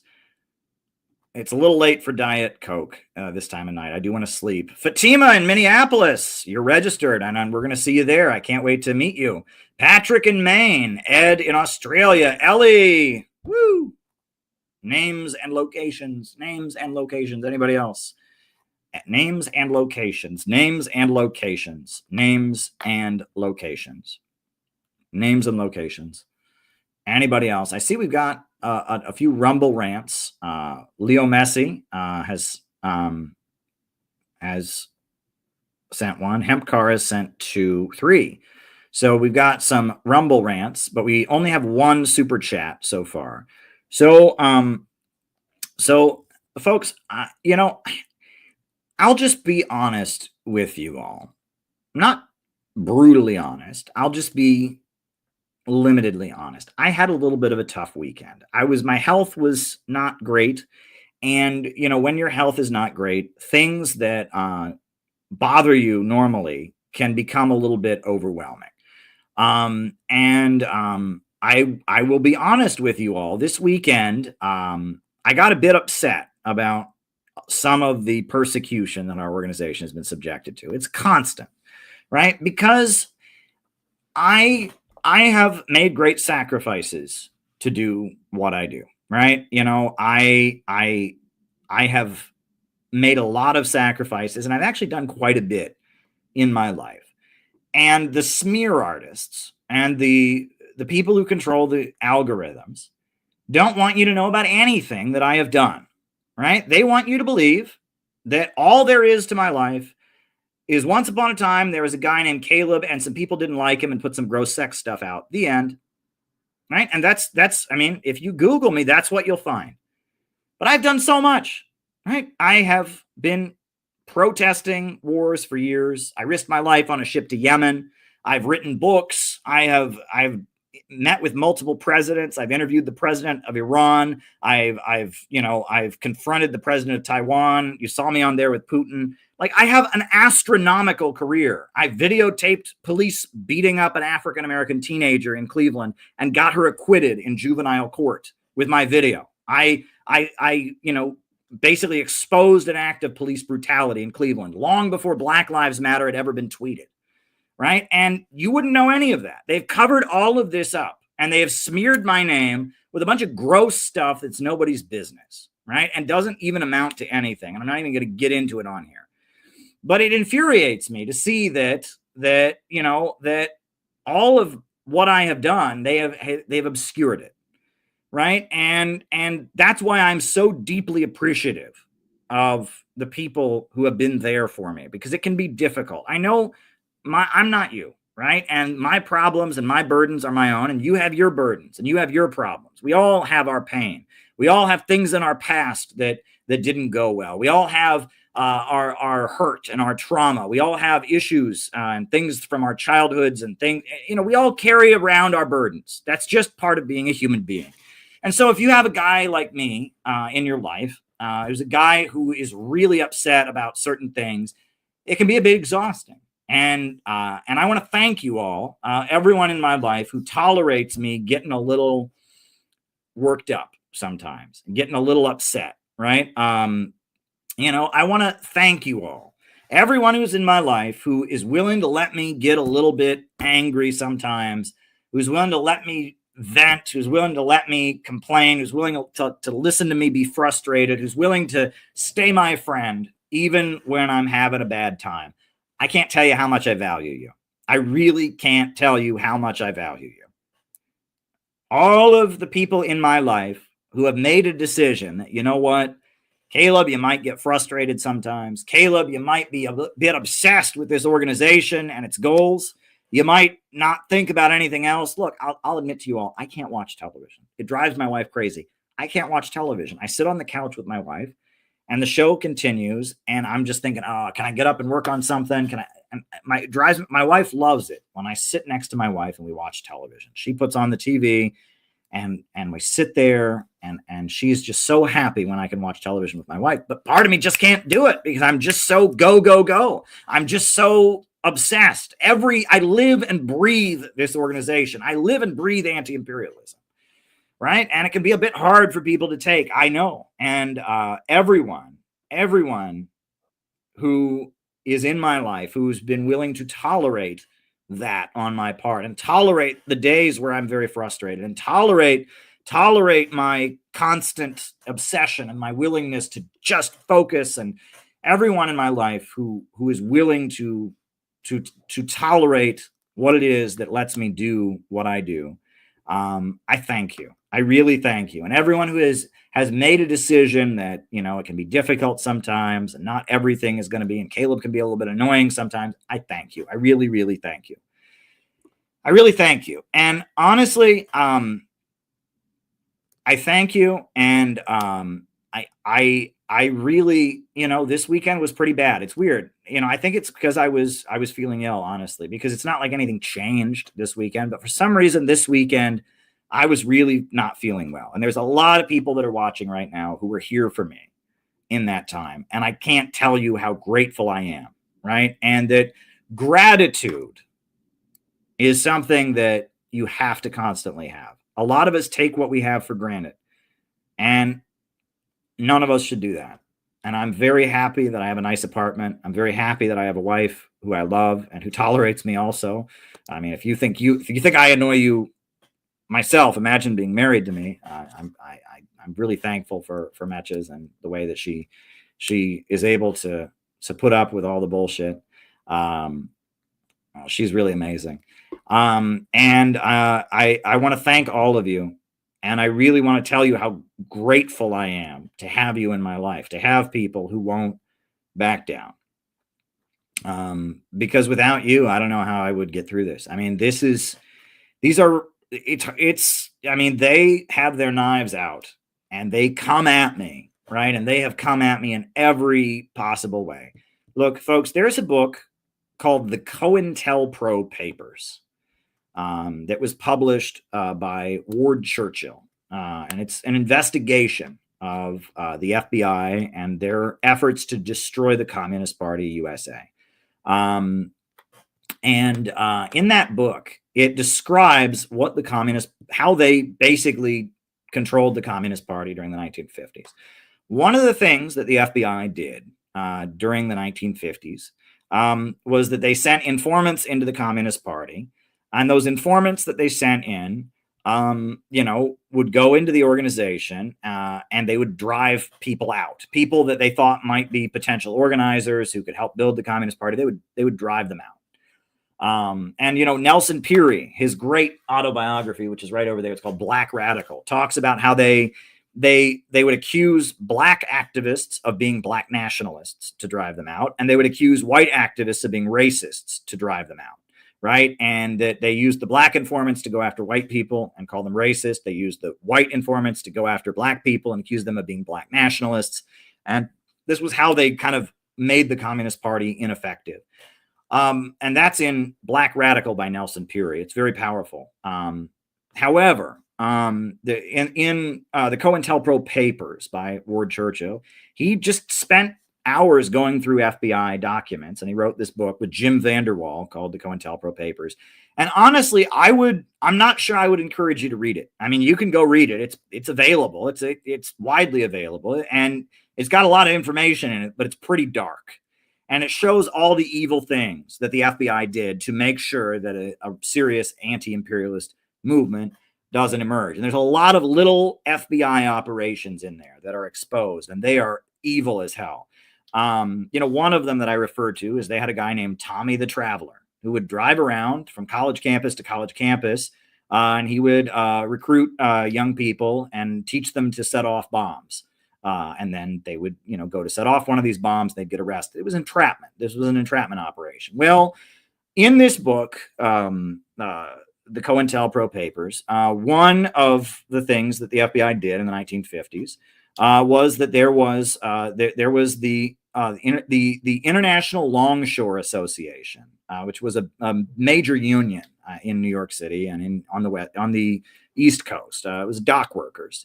And there was a communist organizer of the Dock Workers Union, who was a very effective organizer. And the Communist Party was very worried, or the FBI was very worried that this guy could, help the Dock Workers Union become effective, increase Soviet influence over this Dock Workers Union. They were particularly concerned about Dock Workers Unions because of strikes on the docks could affect global trade, because the ILWU, the International Longshore Warehouse Union, is a union that has been communist controlled historically, and it shut down the docks to protest apartheid in South Africa. And so they were concerned about communist influence on the docks. So this guy was a dock worker organizer on the East Coast. And the FBI basically wanted to eliminate him because they considered him to be a threat because he was an effective organizer. So what they did was they framed him for stealing money from the Communist Party. Right? They basically stole money from the Communist Party and planted it in his home. So it would look like, and they admit they did this in the papers. They framed him for stealing money from the Communist Party, and they had their informants in the group get him expelled from the party. And then they insisted that all his friends who were still in the party cut him off and that he was completely alone, and he committed suicide. It was absolutely unbelievable that they would do this. And you think, why did they have to do that? Okay, they drove the guy out of the party. Wasn't that enough? They framed the guy for stealing. They got him in trouble. Wasn't that enough? Why did they do this, right? It's like, what kind of sick organization would do something like that, right? You think about the FBI. That's how they could raid the homes of the Uhuru movement, just because they're speaking up in support of Russia as they build black liberation organizations. This is a vile organization. The FBI. And that's why I have no objection to Kash Patel, and I have no objection to Donald Trump breaking them up. And, when you read about that, the fact that they not only did they take this dock worker, right? This effective labor organizer of the Communist Party, not only did they get him kicked out of the party, not only did they frame him for stealing money, but they socially isolated the guy to the point that he committed suicide. I think that there's something more going on there. And actually, if you read my book on the killing of Brian Thompson, my Luigi Mangione book, it's called The Danger of an American Years of Lead. I quote COINTELPRO. I quote the MK Ultra project of the CIA, because they did the same thing. And they would target individuals. They would have an individual who they thought was Soviet influenced or was working against the goals of the American intelligence community. And they said they would destroy their marriage, right? That was one thing they would do. They would start a rumor to try and destroy their marriage. They would arrange for them to have a car crash that would cause stress. And they were doing psychological research the whole time. Like, how does the person react to this? And they almost, like, if you read, I actually quote the passage in there, they made it an art to literally drive someone insane and just make them so miserable that they would off themselves, right? It's really sinister. What they would do, right, is they would just try to isolate the person, try to plant rumors about the person, try to cause personal stress in their life. And, I make an effort not to think about whether they're doing that to me or not, because I don't want to go over the edge. Right. At this point, I know I'm on every list because of, you saw me there with Putin. I've met Alexander Dugin. I RT reporter. I'm on every list. Right. So I know they don't like me, and I know they know who I am. And I don't have if I were to start worrying about every person in my life who might be a spy or everything that happened to me that might be a setup, I would just go completely crazy. So I don't worry about this. Right. And I don't worry about this, right? I just don't think about it. But when I see the way that they have, what they have done, and when I see, the way that, for 2 years straight, they have talked about nothing, but very private things that have nothing to do with, the way they've targeted me, basically, it really just amounts to nothing but, I hate to use this word. I don't even want to use this word because this is like liberal. We all cringe. You're going to cringe, but it just amounts to kink shaming, right? They discovered some very private information about me, and they decided to torture me, to blast it all over the internet, right? And I didn't do anything, but they just decided that they were going to take a very personal thing about me, and they were just going to beat me over the head with it for 2 years straight. And, and the fact that they're still doing it at this point, they just won't, it just keeps going. And the fact they've recruited people who claim to believe the same thing that I believe. they've recruited certain people that will not be named to be part of this operation, to just beat me over the head. You know, and I mean, John saw this against the LaRouche movement in the 90s. They basically decided to take something in my life that is very painful for me, that is something I'm not proud of, and they just decided to beat me over the head with it for 2 years straight, right? And they recruited various people that supposedly agree with me to help them do it, right? That makes me think that they are, to some degree or other, running a similar operation against me. And I don't want to think that, because that seems very paranoid and it seems very grandiose. But at the same time, like, I can't understand what this is even about, right? It doesn't make any goddamn sense to me. Why 2 years later, why am I talking about something that wasn't a big fucking deal to begin with? Right? That was debunked immediately. Why am I still talking about this? Why are there people that are in our spaces that claim to be pro-Russia, claim to be pro-China, that every time my name comes up, they throw that shit out there? I'm telling you, this is an operation, right? And I don't want it to be an operation, and I don't care. At the end of the day, it just doesn't care, right? It doesn't matter, is what I'm saying. Really, it doesn't matter. And if I were to lose my mind going, oh, this is a big conspiracy again, I can't do that. I just have to keep going and building my organization. I really do.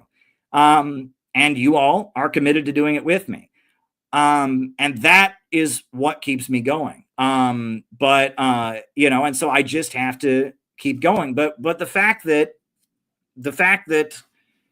I've been targeted in the way that I am, I'm being targeted. I mean, it is pretty relentless. And it's infuriating. And on top of that, it's infuriating that there are people that see this happening and don't care, right? They've looked into everything. They see, oh yeah, this is bullshit. But you know what? I'm just going to let it happen to Caleb, because what? Someone else is fun to listen to on the internet, or, oh, this other person just seems so cool or whatever. And it's just like heartbreaking, like, really. So I'm being targeted for believing in things that you believe in. You can see that what they're doing to me is wrong. It is sadistic. It is vicious. It is unjustified. And it is insane. I mean, the operation against me that they have been waging, that really escalated 2 years ago, is deranged. I mean, you know, but the fact that they are, you know, that this is happening, the fact that there are people that, you know, okay, it's happening to Caleb, it's wrong, but I'm going to cooperate with it. Right? I'm going to join organizations set up by these people where the first rule is you have to quit CPI. I am going to retweet and support people that are saying this about Caleb because I like them. And I don't care that this is what they're doing to Caleb. You know, it bothers me, right? And it would bother you if it happened to you. And I really try to avoid talking about these topics on these streams. I really do, because it's not what people want to hear. No one wants to hear this, right? I mean, you know, I'm even kind of uncomfortable saying it to all of you. But I got to tell you why I was so upset this weekend is that I have to keep going. It is my energy that sustains this, right? I mean, you all do very important work, and so do I. And it is my ability to keep coming on here and keep firing everybody up and keep this going and keep having vision. I keep this going. I'm an essential part of this operation, and so are you. So are all of us. But I need to keep my energy high. I need to keep my energy high, and I need to continue to keep going in the face of opposition. And it can be difficult when you're faced with the indifference of others. When there are people who claim to agree with you, even claim to be your friend, but they see you being targeted in the way you're targeted, and it's just like, okay, all right, so what? So what? Why should I care? You know, and that is, you know, my opening stream tonight, I was talking about Eugene Debs, and I was talking about all of this. Like, when Uhuru got raided by the FBI, I immediately said, how can we support them? That was my first thought. And I immediately called them. I said, we're having a conference in Chicago. We want to support you. And I was called on the phone, and someone said, oh, you're going to cancel the conference, right? And that's when they started blackmailing me. But regardless, right, I wanted to help them because they were under attack for believing in what I believe in. And the individualism of our culture right now, right? The individualism of our culture has gotten to the point that we're not supposed to think about anybody else. We're all just supposed to focus on our own pain, which I'm kind of doing right now. So maybe I'm a little bit of a hypocrite, but I'm explaining. We're all just supposed to focus on our own pain, our own suffering. We're not supposed to think about anybody else. It's all just supposed to be about our own likes, our own shares, our own jealousies, our own resentments. You know, that's what it's supposed to be about. And that is a recipe for social decay. And that's basically what we're living in. We're living in an era of social decay where people just don't care about each other. People don't care about each other. And everyone is on their phone with their own little Facebook and their own little Twitter, and they're just following around. And it's like they don't care, right? I mean, the number of people who've said to me, "Oh, people are mean to me on the internet, so what's the big deal?" The number of people who've said that to me is not small, and I am like utterly shocked, right? I'm like, okay, this is a little bit different, you know. They're like, "Oh yeah, well, you know, someone once called me this on the internet, so who cares?" It's like, this is a little bit different. But it's just like that's how our culture has become. And I realize that what we're doing with CPI, let me just get to the point here. I realize that what we're doing with CPI is a lot deeper, right? A lot deeper than just building an anti-imperialist organization. It's a lot deeper than that. We are engaged in a spiritual project. Okay, we are, because if we can't overcome this, if we can't develop a layer of people that hear the Uhuru movement got their homes raided by the FBI and immediately think, what can I do to help them? We can't win, right? If they get us all atomized and isolated and thinking about our own world, our own gain, our own competition with everybody else, we're going to lose. I'm just telling you, that is. It's not simply a matter of getting our ideas out there. It's not simply a matter of saying World War III is bad. If we can't change people spiritually,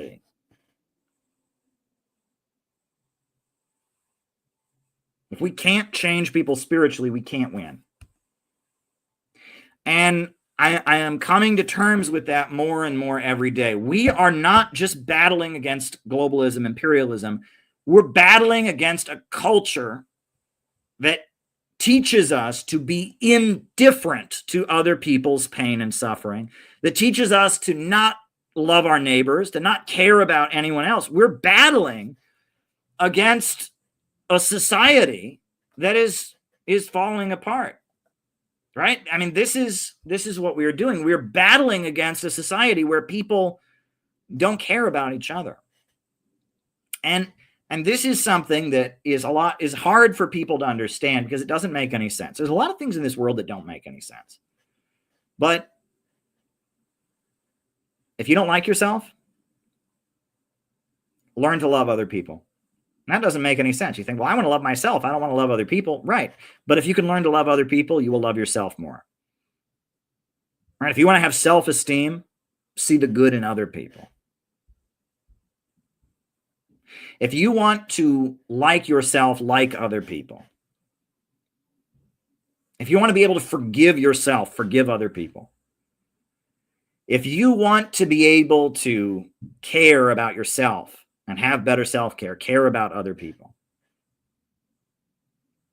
And maybe that doesn't make sense, but it actually does. Because when you care about other people, the care part of you grows. And when you like other people, the like part of you grows. When you forgive other people, the forgive part of you grows. And that's what they've beaten out of us. They've got us all, you know, there's so many movies, this gangster aesthetic. How many movies have we seen? And it's about somebody who gets rich and they have a rivalry with somebody and they fight somebody else. And, you know, it used to be, it was like, you know, there's a lot of black nationalists that talk about how they feel like rap, when it began, was very socially conscious, right? You had Public Enemy, etc. And then rap gradually got into the quote unquote gangsta culture and got, you know, and all of that. But it's not just rap music. It's everywhere, right? You watch the movie The Wolf of Wall Street. That's about a wealthy Wall Street guy, but it's basically about gangsta aesthetics. He, you know, he's getting rich. He's getting the bling bling. He's having sex with the prostitutes and he's fighting other people. And then the feds come after him and he goes to jail. It's like, it's about a rich white guy played by Leonardo DiCaprio, but it's basically that gangster culture that was, you know, imposed. And people talked about at the time of the fall of the Soviet Union.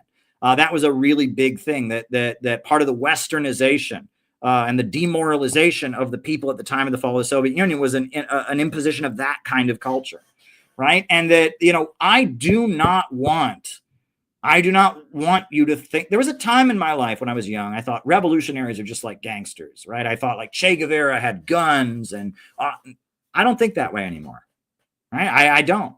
And that's our enemy. That is our enemy that has injected that idea into us. Revolutionaries are not gangsters. They're not. Like, revolutionaries are people that are motivated, as Che Guevara actually said, by feelings of great love. Genuine revolutionaries and effective mass organizers are people who are able to feel empathy on such an extreme level that they can find out what people around them need desperately, and they can organize them to get it. And effective leaders are not people who are just so good themselves. They're people that can find out what all the people around them have in terms of skills and can enable them to utilize their skills to get shit done. I'm telling you, that's the truth, right?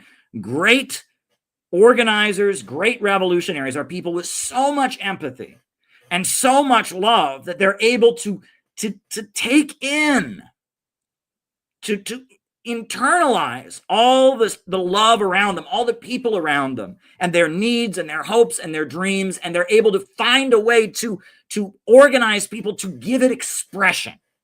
That's what real revolutionaries are. Real revolutionaries are not gangsters. They're not out to get, they're not waving guns around and trying to get bling bling. They're actually doing the opposite. They're loving on a level that we can only imagine. And on top of that, great revolutionaries are not just going around showing off. This is how great I am. Look how great and awesome I am. No, they're constantly finding other people and saying, that guy is really good at this. I'm going to help him to do that. That woman is really good at this. I'm going to help her to do that. And that person is really, and they're constantly observing the good in other people and allowing it to blossom in a way that benefits the collective, right? And this is something that people don't understand. We have a culture where it is just everywhere you go, right? No matter where you go on the political spectrum, everywhere you go, we get this, it's all about you as an individual, and you're going to beat down your enemies, and you're going to destroy your enemies, and you're going to get lots for yourself, and everyone's going to see how awesome you are. And that has absolutely nothing to do with being an effective revolutionary organizer. If you don't believe me, go and read this book.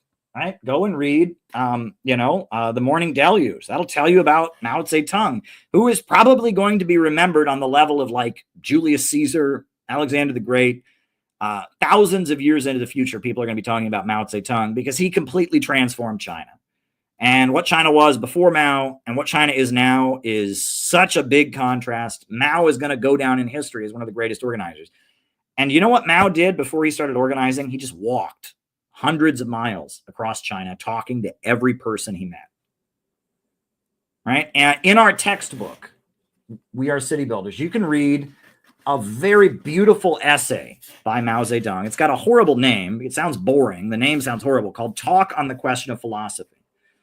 But what's amazing about this essay is that in this essay, Mao's freestyling. This is Mao off script. And that's what's so amazing about Talk on the Question of Philosophy. Mao is completely off script. He's not reading a presentation and all that. He's just freestyling. 1964, he's already quite an old man. They take him to speak to a college philosophy class, and he just goes off. And he talks about his family. He talks about his father. He talks about playing dominoes and learning to gamble. He talks about literature and art. He makes sex jokes. He sings old snippets of old songs. And it's like, that's who Mao really was. Mao was a mass organizer. And mass organizing is about being able to really think beyond yourself, have empathy for people outside of yourself. And that's what it's about. And,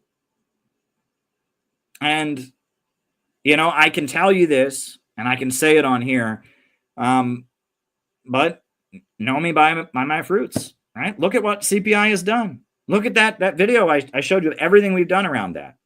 And then there's people on social media beating their chests. I'm so tough. I'm such a big man. Well, what have you done? What have you done other than tear other people down? Think about it, right? I mean, tear me down, right? They'll see this and they'll tear me down some more, and they seem to be okay cooperating with an effort to just try to just totally destroy me. And it's really sad, but we have to change the culture. We are engaging in a spiritual war.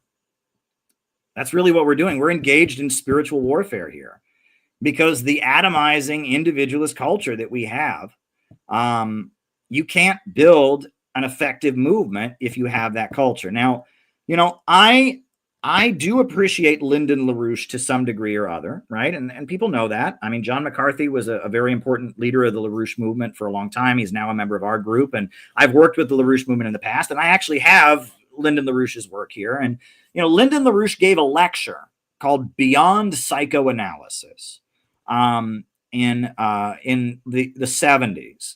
And I would encourage people to listen to it if you have a chance. Not because I necessarily endorse everything in that lecture, but basically the thrust of what Lyndon LaRouche is saying in that essay, or in that presentation, is that if you're going to be a mass organizer, you have to look internally.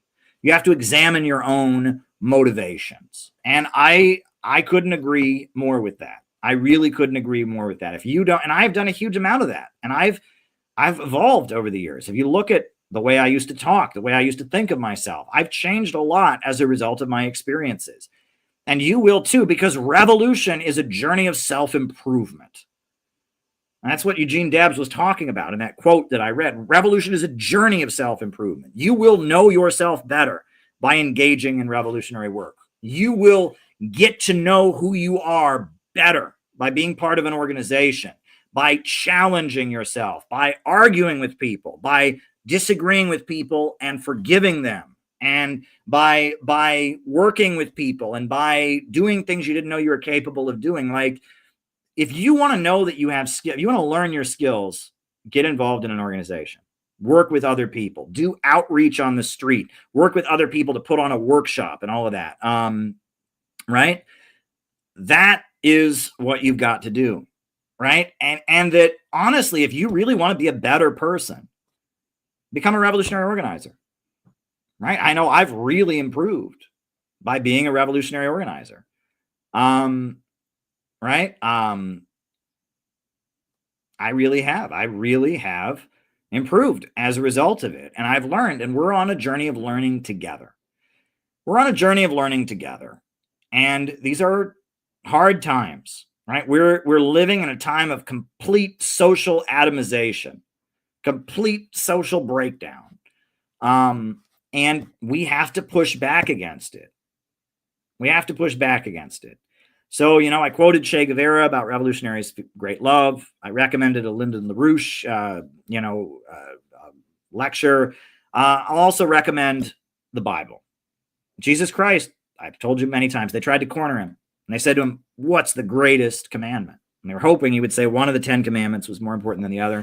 He said, the greatest commandment is to love God with all your heart and soul and mind. And the second was to love your neighbor as yourself.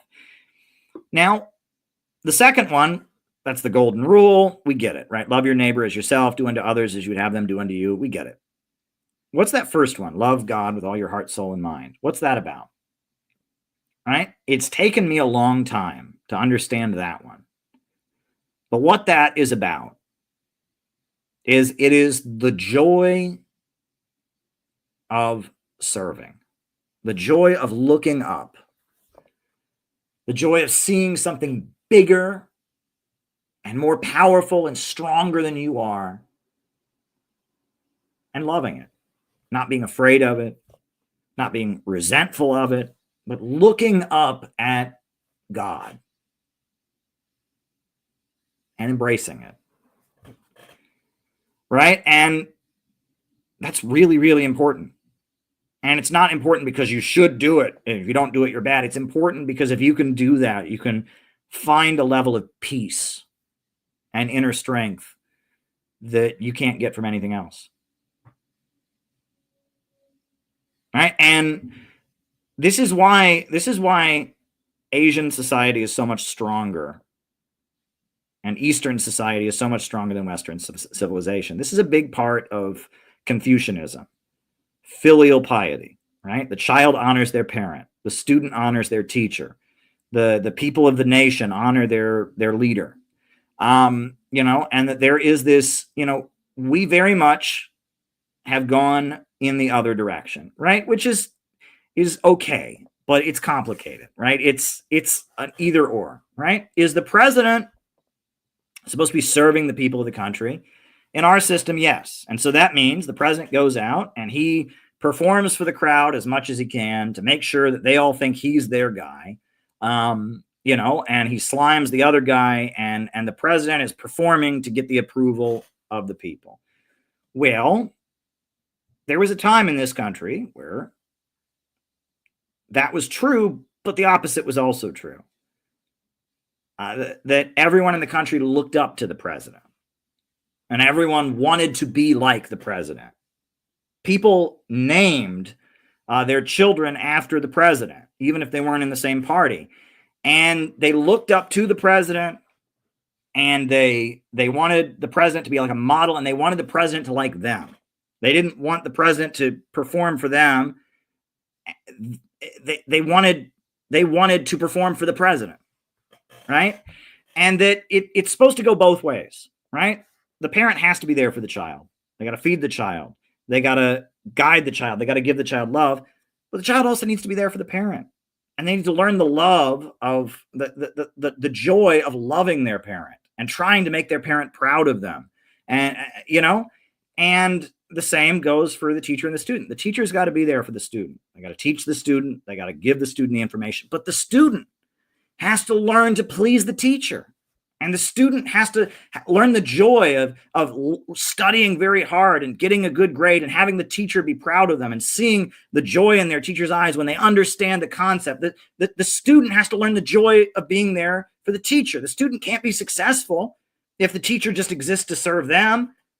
In order for the student to really be successful, they have to love the teacher. Right? And this goes on a political level that, the president can't just be a performer for the whole country, right? That these relationships, they go both ways. And this doesn't match the Western way of thinking, right? We're very much, we're supposed to think this is totalitarian, this is authoritarian, but this is why, China is rising. This is why North Korea has been able to withstand years and years of a U.S. blockade. I'm telling you that we have ripped people apart. This is part of what I was talking about before, that alienation where we're indifferent to other people. And that first commandment about love God with all your heart, soul, and mind, that means wanting to please God. And Tulsi Gabbard talks about this in a lot of her presentations, wanting to please God, not wanting God to be your good luck charm, but wanting to go out and do what God would want you to do and make God smile on your activities, right? And that is really, really important. And we don't do that in the West. We don't. Right? And I'm telling you that if we're going to have a successful movement, we're going to have to change the way we think. And that's very scary, right? Because that sounds like mind control or something like that. Well, I'm not going to tell you how to think. You can think however you want. But I'm telling you that we need to develop among ourselves a culture where we care for each other, where we check in on each other, where if somebody's struggling and down and out, we help them. And we also have to develop a culture where we're trying our hardest to make the other people in the organization proud of us. And we need to develop layers of leadership in the organization, right? I mean, we're in the process of developing that, right? But it can't just be, hey, Peter and I are the co-directors and everyone else is a member. No, there needs to be layers of people. And there needs to be kind of, a chain of command. And there needs to be people working to please people. And there needs to be, and we're developing all of this. And we're battling against this very individualist, toxic culture. That's what we're battling against. We're fighting against it. And our enemies, they know how to destroy us psychologically. They know every trick in the book, right? And they know how to play certain people like a flute. I'll just tell you that. somebody asked me today if I thought a certain person or a certain streamer who's targeted us was an agent. And I honestly said, I don't know. And honestly, they may not be. They're just very easy to manipulate, right? They have a very shallow ego. They get their feelings hurt very easily. They have a very explosive anger. And they don't have to be an agent, right? They just have to, they know how to play them like a flute, that if certain things are said to them, they'll react a certain way. And that's what I said in my book about Kamala Harris, right? Kamala Harris is a damaged person, and they knew how to push her buttons, and they could get what they wanted out of her because she had certain weaknesses. They were able to play her buttons. And Tulsi Gabbard said that in her speeches. I really do believe Tulsi Gabbard read my book on Kamala Harris, because she many times said Kamala Harris has something to prove. She feels she was wronged, and she would start a war just to prove herself, because she's got this thing going on. That's exactly what I wrote in my book. The book that I wrote about Kamala Harris that they banned from Amazon, that exploded. And that goes to show you what the fact that Tulsi Gabbard read our book, the book that we distributed in bulk, that CPI members were out on the street distributing. The woman who is now the director of national intelligence read a CPI book. Does that not tell you how powerful we are? We're a small group of people, but we wrote a book. We wrote a book about the vice president that was read by the woman who is now the director of national intelligence, and she incorporated our psychoanalysis of Kamala Harris into our speeches. Are you telling me that we're not a powerful organization? We are astronomically powerful. And don't tell me, oh, so-and-so has bigger likes, or, oh, no one watches you. We are huge. We're amazingly powerful. And that shows you that if you can just refuse to accept to be this, if you can just say, I am not going to be this, I will change society, I will change the world, you're unstoppable. You're unstoppable. But you have to love your own, you have to know your own strength. You have to learn to have empathy for other people. You have to care about other people. So anyway, the Q&A is supposed to begin pretty soon. So all of this is me, I guess I had a lot of caffeine today, and I'm getting up early tomorrow. I'm going to be on Jamarl Thomas's show tomorrow morning, and I'm excited about the workshop that we're doing this weekend. I'm very excited about it. I was making notes all day about what we're going to say and talking to people on the phone. So all of that has got me thinking about different things. So I did this whole ramble about psychology and politics and everything. So thank you for being here for that. I do have this video. It's a video I made like 2 years ago. Then it just goes over what I've done. And I wanted to show it on here because this weekend I was particularly upset because apparently all I've ever done is have a stupid sex scandal that wasn't a scandal, right? And that's, if you Google me, all that comes up is once upon a time there was a guy who whatever. Well, I made this video because I want you to know I've been doing this a really long time. So I wanted to show you some of what I've done. So I apologize if this comes across as grandiose or arrogant. But the reason I'm doing it is because this narrative is out there. I mean, that's apparently, all I am is just somebody who once upon a time had a stupid scandal that's not even worth talking about. So a couple years ago, I made this video just kind of documenting a lot of the anti-imperialist work I've done over the years. So I'm going to put it on. And then after that, I will start answering questions. So if you got more super chats, please send them in. I see John sent them in. I see James sent one in. I see Gabby sent one, which is a YouTube video, which is interesting. I'll have to check out what that is. I see we got a couple more Rumble rants, one from Gavin and others. So I'm going to put this video on, and then I will answer your questions. And wow, we're already 2 hours into it. So, hey, tonight I'm feeling the spirit. Some nights I come on here with a big written out plan, and other nights I just come on here and speak from the heart. And tonight has been amazing. And thank you all for being here. And I can't tell you how much you all are as an essential part of this. I couldn't keep going without all of you.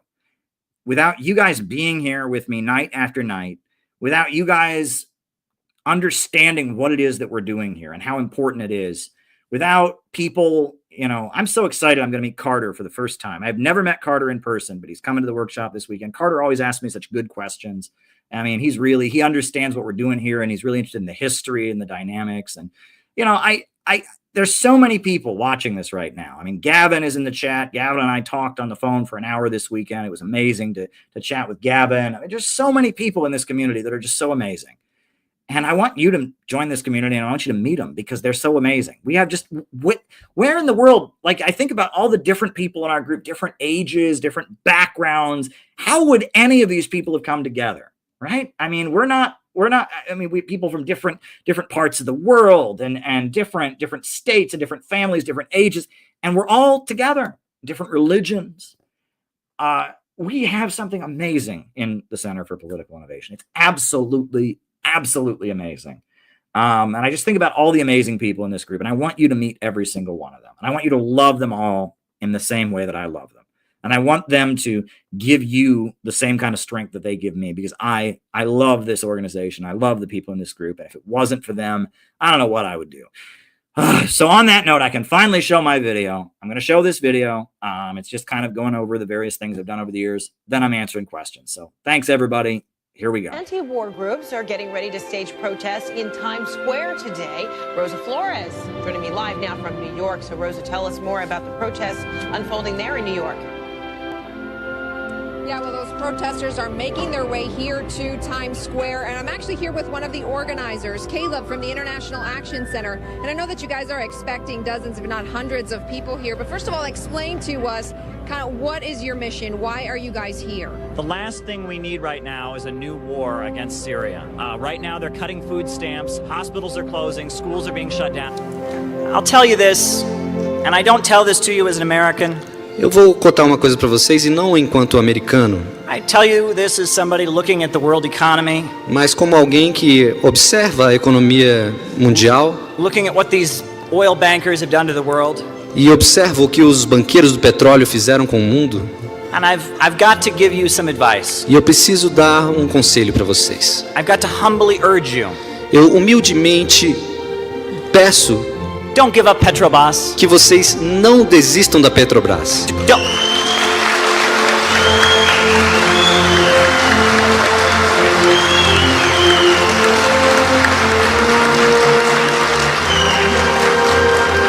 Don't let Rockefeller, Carnegie, DuPont, and Rothschild come into Brazil. So tell people what BreadTube is, and then tell people how they serve imperialism. Internet subculture, this internet universe that presents itself as left-wing, that presents itself as socialist or Marxist or anarchist, but is really just a way to rile up young people who associate with progressive causes, anti-racism, workers' rights, and get them supporting the U.S. political establishment against the right wing. And so the more I kind of observe this internet subculture, these people are getting hundreds of thousands, millions of views. They're being promoted by the New Yorker magazine, and they're speaking in the name of Marxism and socialism and leftism. But the essence of what they say is that the United States and U.S. imperialism, they are the good guys against, these authoritarian regimes around the world. They're spreading freedom.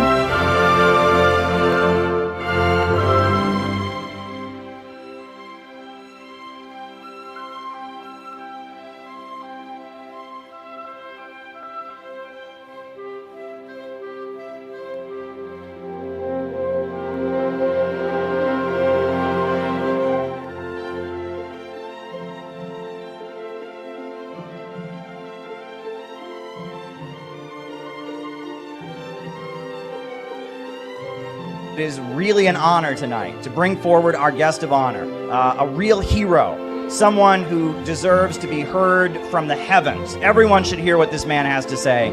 Scott Ritter is here. Scott Ritter is here. We are proud that Scott Ritter is here. This is a hero. This is a hero right here.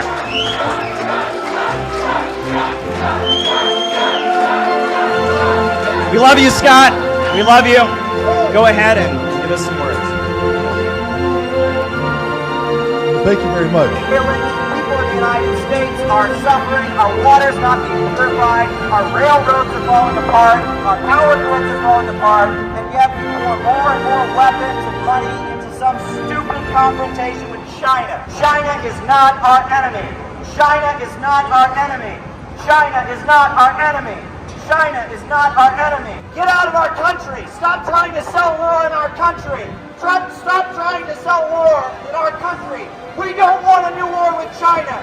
We love America, and we don't want a new war with China. China is not our enemy. I don't believe what's coming out about this chemical weapons attack. I have a lot of questions about it. There are a lot of facts that just aren't adding up.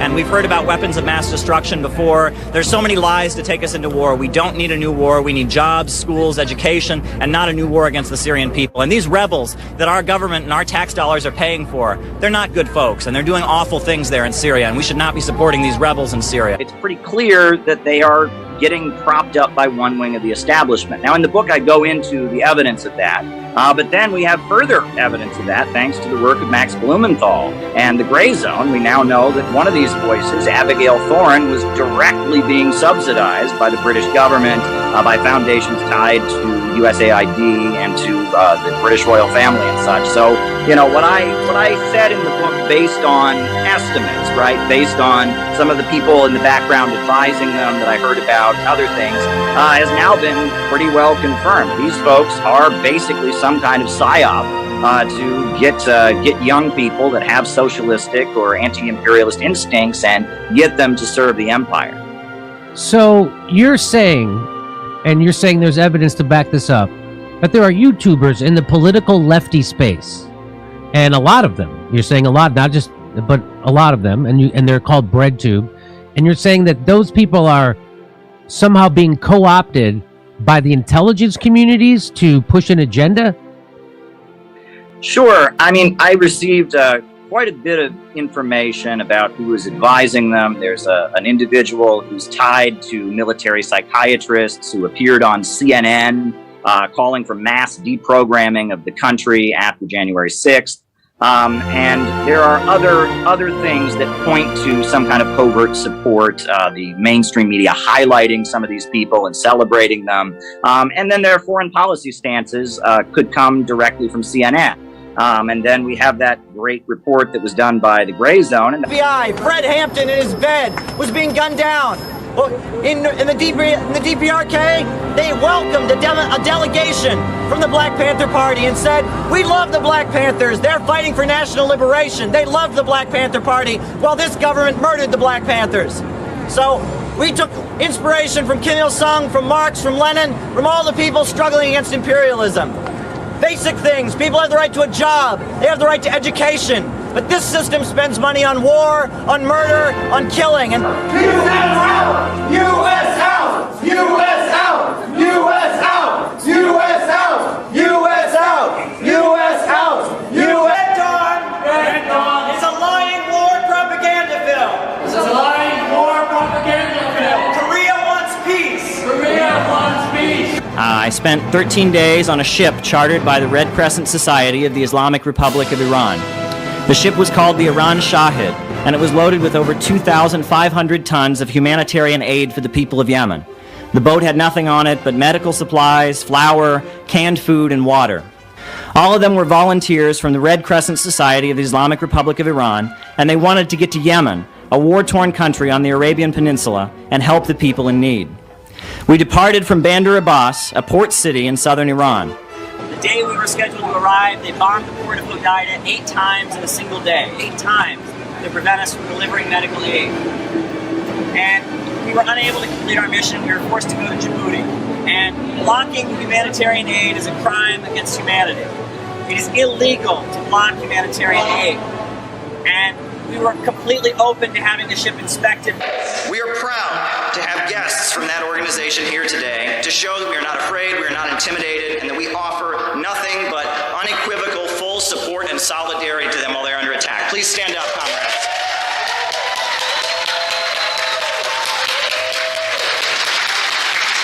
Come on the stage, please. Fist up! Fist up! Fist up! Fist up! Fist up! Though Martin Luther King Jr. was shot down and killed for his brave, dedicated work, after his death, he has been reduced to a harmless, patriotic icon. School children throughout the United States are now taught that MLK is proof that the United States is, quote, the greatest nation in the world. I say you're not a revolutionary unless you recognize that black people constitute a nation, and that as a nation they have the right to self-determination, to choose separation or integration for themselves. The United States is far bigger than that. In the heartland of the United States, what Sarah Palin demagogically called the real America, there are millions of young people who are very unhappy. The U.S. economy has been wrecked by deindustrialization. The steel mills, auto plants, and other good-paying industrial jobs have been eliminated. The first commune was being smashed. They were lining up all of the communards and executing them one by one and then dumping their bodies into shallow graves. Among the communards, there were some of them that had the idea to do this as they were being shot. So they'd stand there and put their fists like this. And then their body would be dumped into shallow graves. And then rigorous mortima would take effect. And those who had shot them looked on in horror as the fists came up out of the ground. That's what the fist stands for. That's the origin of that salute. I say now is the time not to fight to make America great again. Now is the time to fight for American rebirth. American rebirth! American rebirth! American rebirth! American rebirth! American rebirth! Russia was with us in the fight against the Nazis in World War II. At the moments when America shows its true colors and is standing up for justice and truth, you'll notice that we're standing with Russia. We need a program that says equal rights for immigrant workers. We need a program that says end police brutality. We need a program that says stop the cuts in food stamps. We need a program that says hands off our schools and universities. We need a program that includes health care for all, jobs for all, education for all. They're about to arrest! They're about to arrest! The people in the Bank of America! The people in the Bank of America! What are we gonna do about it? What are we gonna do about it? Shame! Shame! Shame! Shame! Shame! Shame! Shame! Shame! Shame! Shame! Shame! It's not about Democrat versus Republican. It's not about a liberal program or a conservative program. It's about the banker program versus the people's program. That's what's going on. I want to present to you the International Solidarity and Truth Award. This is the Center for Political Innovations Award that we are giving to Tara Reid for actions in defense of international truth and solidarity in the pursuit of peace and justice. This is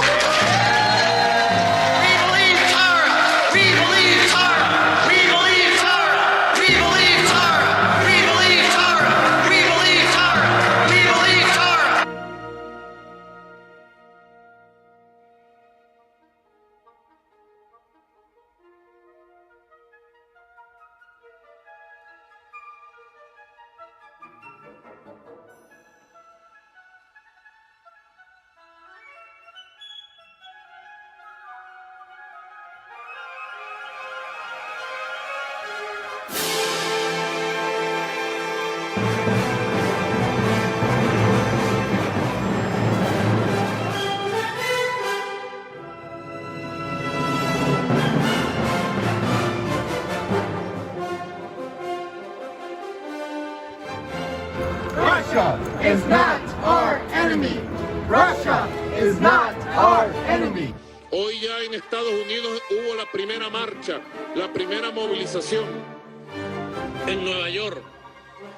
Allá se movilizaron los movimientos sociales. Speaking on behalf of the Center for Political Innovation, I was sent here on behalf of Caleb Maupin. One point must also be made on behalf of the board of directors, and this is that Caleb Maupin is our ideological leader. CPI is a result of Caleb Maupin's vision for building an organization, and we recognize his unique approach to building 21st century socialism. Last year, in a particularly cold winter, we saw the power grid here in Texas collapse, leaving all kinds of working families out in the cold. We love America, but Wall Street does not love America.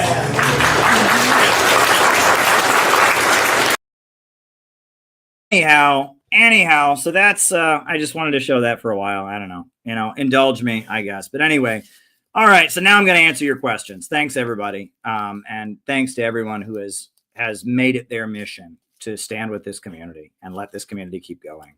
Much love to all of you. And on that note, we're going to start answering people's questions now. So here we go. All righty. Leo Messi asks, how would you fix the U.S. economy in a 2 to 5 year span? Leo Messi, go to the CPI website and you will find a 4-point economic plan. Plank number 1, mass mobilization to rebuild the country. Hire the unemployed to rebuild our highways, bridges, power plants, just a mass high-tech upgrade, pave the roads, new power systems, new water treatment facilities, etc. A mass reconstruction of America. Second, public control of our natural resources. The oil, the gas, the coal, the timber, the wealth of America's soil should be public property, and the wealth of our natural resources should go into the public budget and make the country wealthier.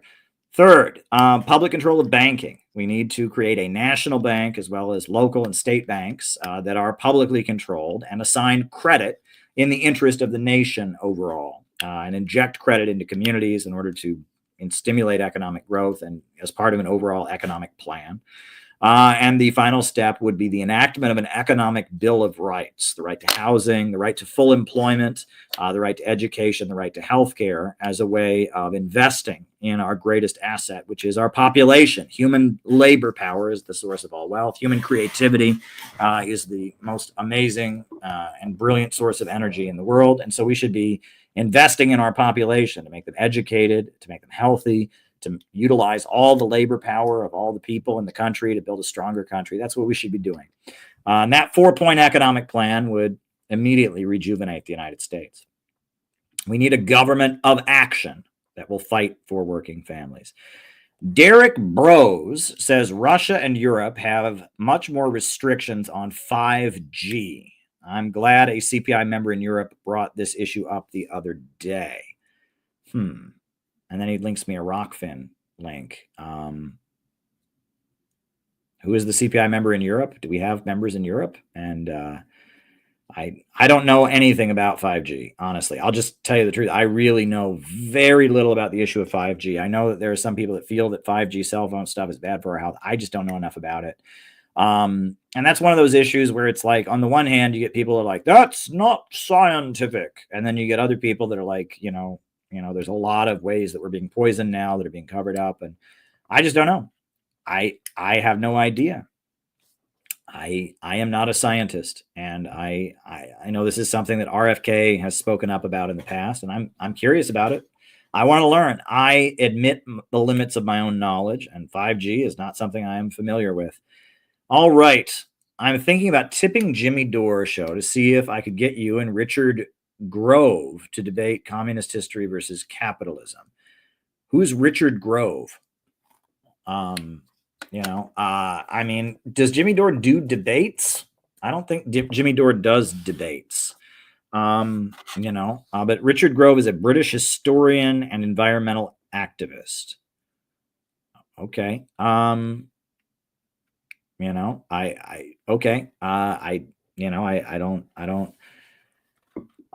I would debate the guy, probably. I mean, I do debates. I haven't debated in a while. I'd like to. I emailed Modern Day Debates the other day, like, hey, I'd like to do some debates. Didn't hear back. But, I haven't debated in a while. But debates are a good way to build, the channel. Unfortunately, a lot of debating is not, no one wants to learn anything. It's all just, when I debated Jason Unruhe, I started the debate by saying, let's talk about, what imperialism is. Let's talk about, and he just went, no, let's talk about why you're bad. It's like, it was like, I want my audience to learn from debates. I want them to be educated as a result of hearing two different perspectives go head to head with each other. I would like the audience to be smarter. A lot of debate bro stuff is just, I'm going to make you look stupid. You're stupid. Yeah. I mean, my debates with Destiny and with other people have been, quite successful. That's really how this channel blew up. So I wouldn't be opposed to doing debates, but, I would like, first of all, I won't do a rematch because I stomped the shit out of Vosh. I stomped the shit out of Destiny. I stomped the shit out of Stefan Molyneux, and I'm not going to do rematches. And they're desperate for rematches because they want to undo my great success, and they're not going to do that.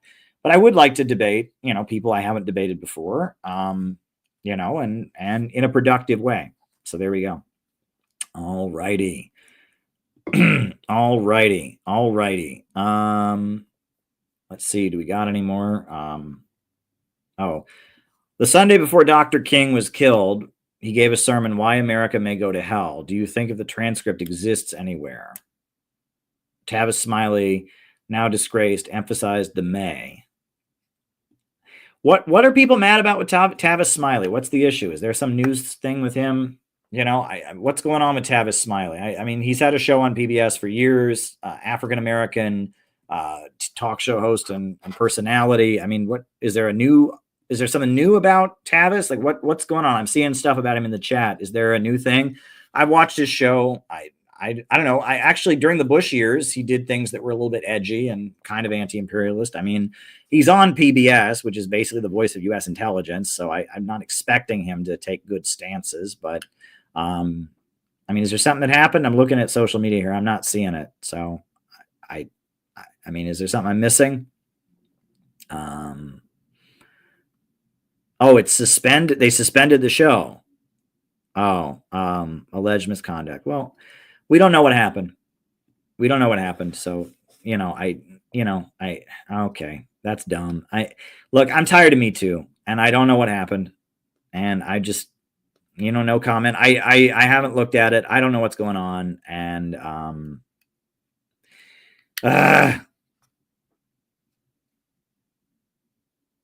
yeah, I mean, what more is there to say? I don't know what happened. And yeah. That's a bummer. Maybe he was doing good things. I don't know. I have no idea. You are really into the MLK assassination, Amcar. That is your issue. And if there's anyone who could find the transcript of that sermon, that would be you. So, yeah, that's all I can say there. Mumia said in his book, Writing on the Wall, that nothing can be said about COINTELPRO that doesn't mention Frank Donner's Age of Surveillance. I read part of it. It might be a helpful tool. Never read Frank Donner's Age of Surveillance. That might be good. There's a movie about surveillance that was created in the 70s that's kind of amusing. I forget what it's called. It's from the early 70s, and it stars Harrison Ford as a villain. And it's actually pretty good. And it's about like surveillance technology and people spying on other people and listening to their conversations and stuff like that. It's certainly amusing. What is the name of that movie? I actually kind of enjoyed it. It's kind of dark. 1970s movie about surveillance, right? And it's about like wiretapping and The Conversation.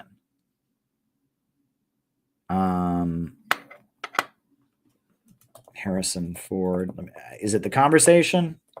Is that the movie? Might not be the one I'm thinking of. Oh, yeah. No, yeah, that's it. Yeah, The Conversation, 1974. I actually did enjoy it. Gene Hackman. And it's basically, Gene Hackman plays this guy who's a surveillance expert who's very paranoid that he's being spied on. And he has a crisis of conscience. Yeah, it's actually a pretty good movie. I would recommend checking out that movie. It's pretty dark, though. It's pretty pessimistic, right? And that's the thing. A lot of the lefty stuff, right? I feel like if it doesn't make you feel optimistic and it doesn't make you want to go out there and organize, it can touch on a lot of important issues, but I don't like it. Wind that shakes the barley. Again, I agree with the movie about Ireland. Everything it says is true, but does it make you feel like you want to go out and organize? No, right? And that's so, that movie is certainly an interesting film, and it shows like nowadays we're in the age of, Edward Snowden and everything. I mean, it's beyond anything we could imagine, but there was starting to be an understanding about the power of surveillance when that movie came out. And it shows how far we've come and the fears that existed in that time. Certainly. There you go. And nobody has any privacy, really. I mean,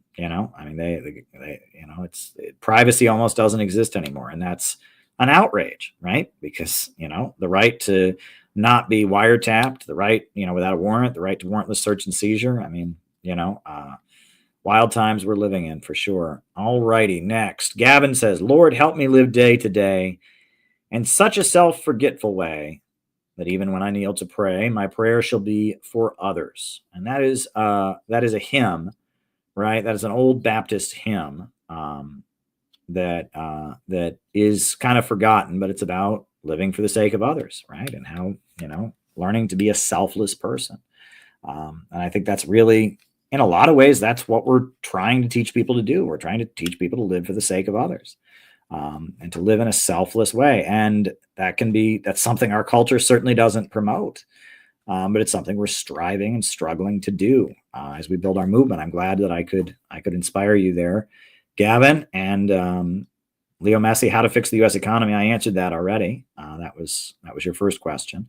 So now we go to the super chats. The Uhuru 3 standing up and defeating the FBI helped make diplomacy legal again. Yeah, that is so true. That is so true. If they had taken a plea bargain, if they had given an inch, that they didn't, right? I mean, they were brave enough, even though Chairman O'Malley would have died in prison, right? They endured, and they refused to take a plea deal, and they forced it to go to trial, and they forced the issue of the case. And yeah, we can't underestimate what they did. We cannot underestimate the power of what the Uhuru 3 did. And I'm really proud that we were one of the main organizations to stand with them. And, and the fact that we had a lot to do with the events that led to Tucker Carlson interviewing them.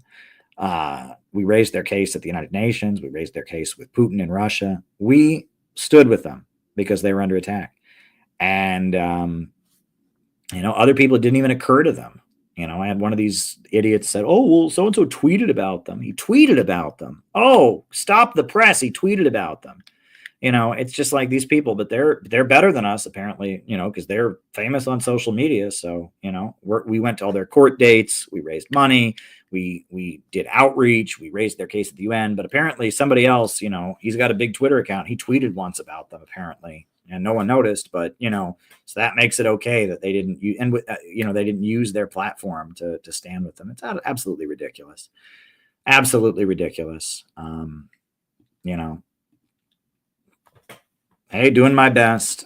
That word decolonize is an interesting word. I take it for what you will. I know you mean it as I'm helping you to think freely and freely of the system independently. So I'll take that. I'll take it, as they say. But yeah, that word decolonize, it has a lot of different meanings, and it's just so many things that are good have been kind of hijacked by woke people and made weird. For example, like, there's the word imperialism. We have to say globalism imperialism now, because if you say imperialism, people think you're talking about like white privilege or something like that, right? Well, imperialism has an economic definition, right? It is the highest stage of capitalism.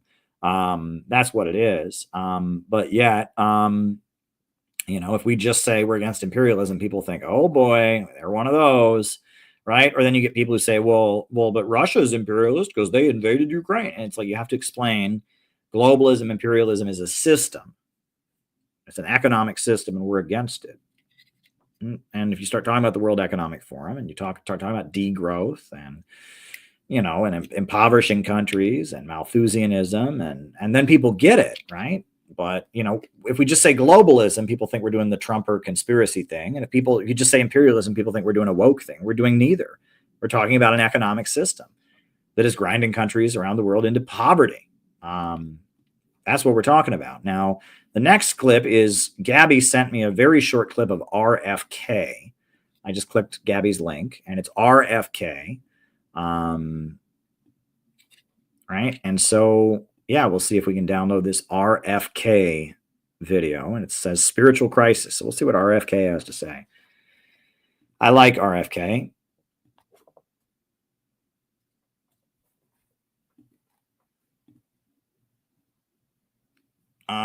Okay.